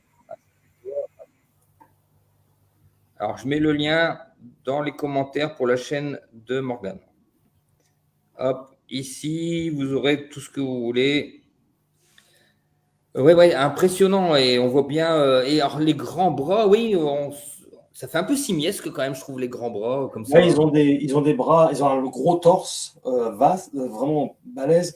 Et les bras, lorsqu'ils sont debout, descendent à peu près jusqu'à mi-cuisse, voire genou. Ah, Ouais. d'accord. Oui, ils peuvent. J'ai un témoignage très intéressant, enfin j'en ai beaucoup, celui d'un mec. Alors pareil, il passait là depuis des lustres et des lustres et des lustres, il n'avait jamais rien vu. Puis soudainement, il est attiré par une odeur vraiment intense. Alors, ça attire son attention, il s'approche de là où vient cette odeur, et là sur quoi il tombe? Trois loups-garous. Un qui était en bipède, debout, il le regardait, et il était un peu con, il lui montrait les dents, et il mesurait environ 2,30 m debout. Donc c'était un très grand spécimen pour la Ah France. ouais. Le plus grand spécimen que j'ai pu découvrir, c'était au Pakistan, c'était 2,80 m. Donc, oui, c'est tout petit. Et donc, un loup-garou comme ça qui lui montrait un peu les dents. Tu avais un autre loup-garou qui était juste à côté, mais lui était en quadripède. Enfin, pas vraiment, parce en fait, il avait une carcasse de sanglier et il était en train de la bouffer. Donc, il entendait le bruit Ah, des os craquer tout dans sa gueule. Et il y avait un troisième loup-garou qui était à environ, je ne sais plus, c'est 8 ou 10 mètres, qui était légèrement derrière un arbre avec un œil crevé et un peu vieillot, quoi. Et il a vu ces trois loups-garous-là. Soudainement, il a entendu des aboiements. Les loups-garous ont regardé dans cette direction-là. Il y a trois chiens qui sont arrivés en courant. Et les loups-garous ont fait quelques sauts, boum, boum, boum. Et ils sont partis à une vitesse extraordinaire, voilà, tels les ah, athlètes qu'ils sont. Et les chiens, les ont suivis. Il y a eu un hurlement de chiens. Il y en a un qui a dû se prendre une patate ou j'en sais rien. Et ils sont revenus. Il y avait la maîtresse des trois chiens qui est arrivée, qui les appelait comme une folle. Et puis, vous voyez ce mec-là qui était là, qui est choqué, tu sais, qui regarde. hmm. Pour lui, c'était, voilà, il croyait que Ouais, c'était une caméra cachée ou des mecs ouais. qui se déguisaient, mais il dit, mais c'est pas possible, c'est trop bien fait, quoi. Il m'a dit, hein, il m'a dit, je suis pas fier de te le dire, mais il m'a dit, je me suis pissé dessus, mais physiquement. Je J'ai fait comprends. pipi vraiment. J'avais le pantalon mouillé. Et la dame qui était arrivée, elle me voyait choquée, elle me demandait ben, qu'est-ce que j'avais. Il lui a raconté une connerie. Non, mais il y a des renards, je ne sais plus quoi. Et il a pas osé lui dire. Et les chiens sont revenus et elle a entendu le hurlement de l'un de ses chiens. Elle l'a regardé, il n'avait rien manifestement. Il est rentré chez lui. Bon, je te passe les détails. Il est rentré chez lui. Il est ressorti. Il est revenu le soir dans cette zone-là avec sa voiture. Et quand il est arrivé avec sa voiture, il a vu avec les phares, il y avait, je ne sais plus, je me rappelle plus les détails, mais je crois qu'il y avait deux voitures. Et il y avait des mecs avec des scaphandres blancs qui étaient en train d'étudier cette zone-là, en fait. Et Intéressant. il est resté un temps. Et il est reparti. Et quand en repartant, il a vu qu'il était suivi. Et en fait, il y avait des gens qui le suivaient partout, jusqu'à chez lui. Et quand il est arrivé chez lui, il s'est fait braquer, en fait. Tu vois, D'accord. comme pour dire, tu vas la fermer. Parce Non, ok. qu'il les a vus. Donc, il y avait vraiment il avait un fusil, un flingue sur la tempe. Et je t'invite à écouter, entre autres, ce témoignage-là. Tu verras, tu auras tous les détails. Hmm. Et il a beaucoup insisté en me disant, voilà, tu dis pas qui je suis, tu dis pas où est-ce que c'était exactement, donc je garde la zone et je respecte toujours ça, évidemment, hein, forcément, c'est la base quand on est professionnel. Mais voilà, c'est des témoignages fabuleux. Je me souviens du témoignage de Marie, cette gamine qui sort, là c'est en Espagne, qui sortait, je parle de ça, il y a une 50, 60 ans, c'était tranquille, à cette époque-là, on pouvait encore sortir à peu près tranquillement, tu vois, tu n'avais pas tous ces par jour. Ah ouais, tout à fait. Et elle allait dans la nature et elle ramassait des feuilles, des mues de serpents qu'elle mettait dans des livres, qu'elle faisait sécher, des trucs comme ça, tu sais, les trucs qu'on faisait quand on était gamin, tu sais. Et puis à un moment donné, elle a vu un trou comme ça qui avait été créé par une bestiole, par quelque chose, mais c'est pas ce que c'était, un tunnel. Elle a commencé à rentrer dedans. Et puis à un moment donné, en fait, elle s'est fait alpaguer elle avait un sac avec de la bouffe à l'intérieur. Elle s'est fait arracher son sac par un jeune loup-garou. Et pour elle, c'était un chien, mais un chien moche, un chien plus gros, mais bizarre. Et le loup-garou était en train de commencer à bouffer comme un cochon, quoi, enfin, comme un loup-garou, ce qu'il y avait dans le sac. Et en fait, il ne s'est pas attaqué à la gamine, il s'est attaqué à ce qu'il y avait dans le sac. Elle s'est fait griffer au niveau du bas du ventre dans cette attaque, entre guillemets. Elle a contourné, elle est ressortie, elle en a parlé à son père, et son père lui a expliqué que pendant la Deuxième Guerre mondiale, c'était un résistant, et il avait vu un loup-garou en bipède, il l'avait en joue, il ne l'a pas tué, mais il savait que ça existait, en fait, parce qu'il en avait vu un pendant la Deuxième Guerre mondiale. Et donc, il lui a demandé de l'amener dans cette zone-là. Et entre-temps, je crois que c'est la nuit d'après, 2 chasseurs amis de son père l'ont contacté pour venir voir, en fait, et ils avaient shooté 2 cadavres, enfin, ils avaient 2 cadavres de loup-garou, en fait. Et elle les a vus aussi, la gamine, qui était venue avec. Elle était triste de voir qu'ils les avaient tués, mais qu'aussi, elle croyait reconnaître le jeune loup-garou. Voilà, donc elle voyait que c'était une femelle, tout ça. Voilà. Et tous les détails, alors elle entre dans tous les détails, hein. Moi je le dis de façon un peu paraphrasée, hein. Mais elle a vu ça. Et en fait, ils sont retournés donc, dans la zone où elle s'est fait alpaguer par le jeune loup-garou. Et en fait, il était encore là. Et ce n'était pas le même. Il ne bougeait pas de cette zone-là. Ils se sont aperçus en fait, qu'il était blessé à une patte. Et donc, en fait, il était jeune et il ne bougeait pas trop. En fait, il restait dans le périmètre. Et tous les jours, pendant 10 jours, il venait lui donner à bouffer. Et au bout d'un moment, il donne à bouffer, mais ça ne le guérit pas. Et il a décidé de l'endormir. Je crois que c'était de l'éther, ou je ne sais plus ce que c'était en fait. Il avait une technique pour l'endormir. Il l'a mis sur ses épaules et il l'a emmené dans sa voiture et il l'a monté. Il avait une montagne, en fait, ce mec-là. Il avait été propriétaire d'une petite montagne. Et il est resté pendant 3 semaines avec le jeune loup-garou dans la montagne. Et il l'a soigné, il s'est occupé de lui, il l'a nourri tout le temps pendant 3 semaines. Et au bout de 3 semaines, ce jeune loup-garou est parti de lui-même, naturellement, comme ça. Ah ouais. Et c'est une histoire extraordinaire. Et vraiment, quand j'en vois des gens qui écoutent ça et qui disent c'est des conneries, j'ai un truc, mais je dis mais les pauvres, s'ils savaient que c'est vrai, quoi, que c'est vrai, c'est tout, quoi. La réalité, et je la connais, cette femme-là, on a beaucoup parlé longuement et encore occasionnellement on parle. Cette femme est atteinte d'un cancer depuis des lustres. Et vraiment, c'est une femme vraiment avec beaucoup de courage qui m'a demandé même de mettre, de mettre des photos de son papa, qu'elle appelle son héros, et des photos donc pendant le témoignage, tu verras. Et si un jour j'avais un méga budget de ouf, je ferais un film sur sa vie, tu vois, carrément. C'est super. Quand elle allait dans la forêt, tout ça. C'est un vrai film, mais c'est vrai, quoi. En fait, des fois, on se fait chier à écrire des scénarios, des fictions. Ouais, c'est vrai, ouais. Ah, mais juste la réalité. Tellement d'histoires extraordinaires, pareil. Hein. Genre, le monde extraordinaire. Tout ça, hein, vous pouvez l'écouter. Christine demande si les femelles sont, alors, vu que c'est le règne animal, j'imagine plus petites, oui, à mon avis, tu vas nous répondre. Est-ce que les femelles sont plus petites et plus belles, plus gracieuses, on va dire, que les mâles? On sait les distinguer de loin, comme ça, on saurait dire à peu près s'ils sont à 2 l'un à côté de l'autre? Alors, honnêtement, pas vraiment. On les reconnaît, on voit que ce sont des mâles, évidemment, quand ils sont debout, parce que tu le vois bien, quoi, tu vois leur. Ouais, mais objectivement, c'est difficile de s'apercevoir qui est le plus massif, tout ça.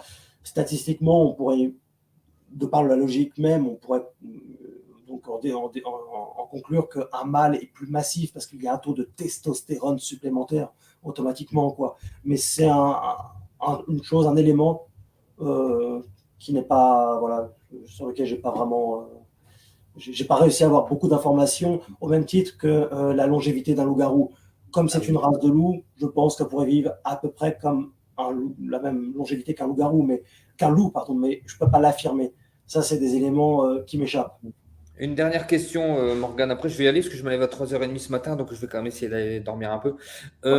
Est-ce que tu as déjà entendu le hurlement du loup-garou ou pas? Oui, Et est-ce que ça hurle comme un loup ou c'est un truc différent? c'est le même c'est pas un hurlement précisément, enfin, ça peut hurler, mais c'est un chant. C'est la même chose, mais avec un coffre supplémentaire, oui. C'est un plus gros coffre. Et le grognement aussi, j'en ai eu plusieurs. C'est un coffre, ça ressemble à celui d'un lion, d'un tigre, Ah, d'un lion. d'accord. Ok, ah oui, Oui, d'accord. c'est un rugissement, c'est vraiment, vraiment extraordinaire, cette puissance, tu sens qu'il y a un coffre, hein. Et je suis pas le seul à avoir eu des grognements comme ça, il y en a beaucoup, beaucoup, beaucoup. Donc pour toi, pour C'est conclure, différent avec un sanglier ou un chevreuil. c'est vraiment de la famille des loups, hein. Donc tu es vraiment sur un loup, pas une bestiole qui ressemble d'une autre race. Pour toi, ce serait vraiment un loup Oui, au oui, départ. la gueule, celle d'un loup, mais un loup plus gros, avec une tête qui fait 2 fois, voire 3 fois, pour certains spécimens, la taille voilà, moi je me rappelle d'un témoignage d'un mec qui a retrouvé une tête, bon, je ne sais pas exactement où est-ce qu'elle était coupée, donc ça peut être au cou, tout ça, mais de presque 70 centimètres. Oh punaise. Ah oui, d'accord. Oui, Ouais, oui, donc on a un spécimen d'environ 2,30 m, 2,40 m, quoi. donc à peu près la tête que tu as à côté, ça ressemblerait à peu près à ça, avec la taille, c'est à peu près pareil, quoi, en gros. Plus Celle ou qui est à moins, côté ouais, de toi. ouais, ouais. Oui, bah, il peut y en avoir des comme ça, qui peuvent ressembler. Les oreilles ne sont pas tout à fait comme ça, par contre. Mais il peut y en avoir qui sont imberbes au niveau du museau, d'autres un peu plus poilus, d'autres totalement. Donc des oreilles plus en pointe, plus courtes, un peu plus longues, ça dépend. Mais globalement, cette statue est assez fidèle. Je l'aime bien, je l'ai eu aux États-Unis. Et pour ça, je le mets là. Donc, voilà, c'est joli. Alors, je Mais veux dire, on oui, comprend mieux pourquoi la légende du loup-garou, quand on voit une bestiole pareille qui se dresse sur ses deux pattes, on comprend mieux pourquoi, dans l'imaginaire populaire, cette image-là est restée fixée, s'est transmise, un peu comme la créature surnaturelle qui ouais, ouais, hurle ouais, ouais. au clair de Parce que lune. c'est un Après, quand on animal voit ça, somptueux. forcément, ça Mm. frappe l'imaginaire. En plus, debout. Alors, déjà, quatre pattes, ça fait déjà drôle avec les grands bras et tout. Mais alors, debout, ça va être catastrophique de voir ça tomber dans Oui, les oui, pommes. oui. Pourvu qu'en plus, s'il te grogne dessus pour te faire peur ou parce que tu l'emmerdes, là, c'est la cerise sur le cajot, quoi. Et j'imagine le regard, ça doit être terrible. Oui, oui, ils ont un regard très intelligent. Tu le vois dans leur regard que c'est pas des cons. Ils ont une intensité. Il y en a même qui, qui ont l'impression, je dis pas que c'est le cas, hein, mais c'est une impression, qu'il y a une forme d'hypnose, de message qui passe. Un peu comme quand tu regardes un singe, tu regardes ses yeux, il y a quelque chose d'hypnotique. Tu sens qu'il y a une intelligence profonde. Et qui sont les plus impressionnants sont ceux qui ont les yeux rouges. Hein, c'est un phénomène de porphyrine, hein, et c'est pas surnaturel non plus. Ça brille énormément dans la nuit. Et c'est une pellicule, hein, qui les protège des rayons du soleil. C'est des animaux nocturnes principalement. Ça sort un peu la journée, mais beaucoup la nuit. Et Alors, ceux-là sont très impressionnants. on va finir sur une petite pointe d'humour, vite fait. Je te mets un petit Ah oui. commentaire qui vient d'arriver. Eh Voilà, ben par oui, contre, tout ça, c'était une connerie. si vous ne croyez pas, je ne vois pas pourquoi vous regardez le live depuis tout à l'heure. Je J'ai comprends passé pas. 1h33 à te dire que des conneries, tu vois. Ah, j'ai que ça à foutre. Non, non. Bon, mais bon, ça va, il y en aura eu que deux, mais sincèrement, je comprends pas parce que je sais que vous suivez la page depuis un moment. Je sais pas si c'est dans quel intérêt, mais si vous n'y croyez pas, je comprends pas. Ça fait un moment que vous êtes sur le live. C'est pour dire vous avez fumé des joints à quoi? Je sais pas, aller regarder un film, je sais pas. Mais là, c'est encore presque. Enfin, je comprends pas. Je comprends vraiment pas la démarche derrière tout ça. C'est peut-être Et en normal, il n'y a plus, plus rien à comprendre. notre ami Morgan ne dit pas que c'est une créature surnaturelle. Il explique simplement depuis tout à l'heure, mais il faudrait peut-être prendre le live depuis le début ou regarder peut-être en replay que c'est un animal, un vrai animal, donc pas une créature de légende, un animal tout simple comme un chien ou voilà. Mais bon, je Pire, vois, c'est que Sébène me fait comment. tu regardes en plus les smileys qui rigolent, tout ça. C'est l'hôpital qui se fout de la charité. C'est C'est ça, marrant. c'est C'est ça. Bon, bref. Allez, on va malheureusement devoir se séparer. Écoute, Morgane, un grand merci. C'était aussi passionnant que ce que j'imaginais.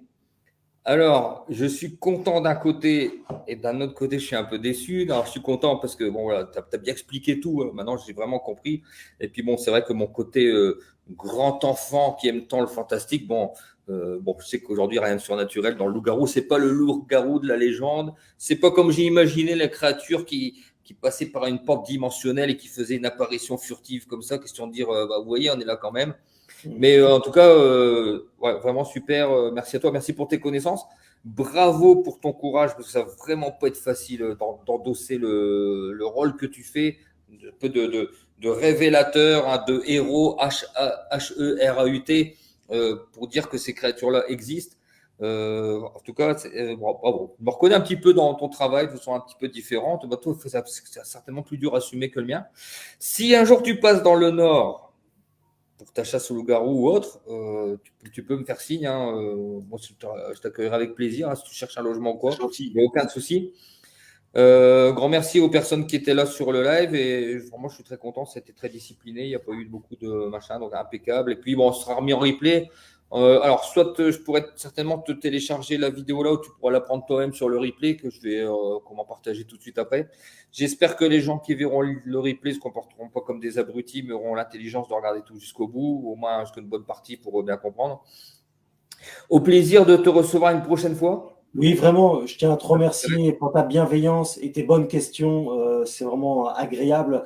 Et je suis sûr que toute mon audience, tous mes abonnés t'auront beaucoup aimé. Et tu verras dans les commentaires d'ailleurs. Tu le verras. Un grand compliment. Donc, merci de m'avoir invité et j'espère que tu aimeras la suite. J'espère que tu aimeras la suite.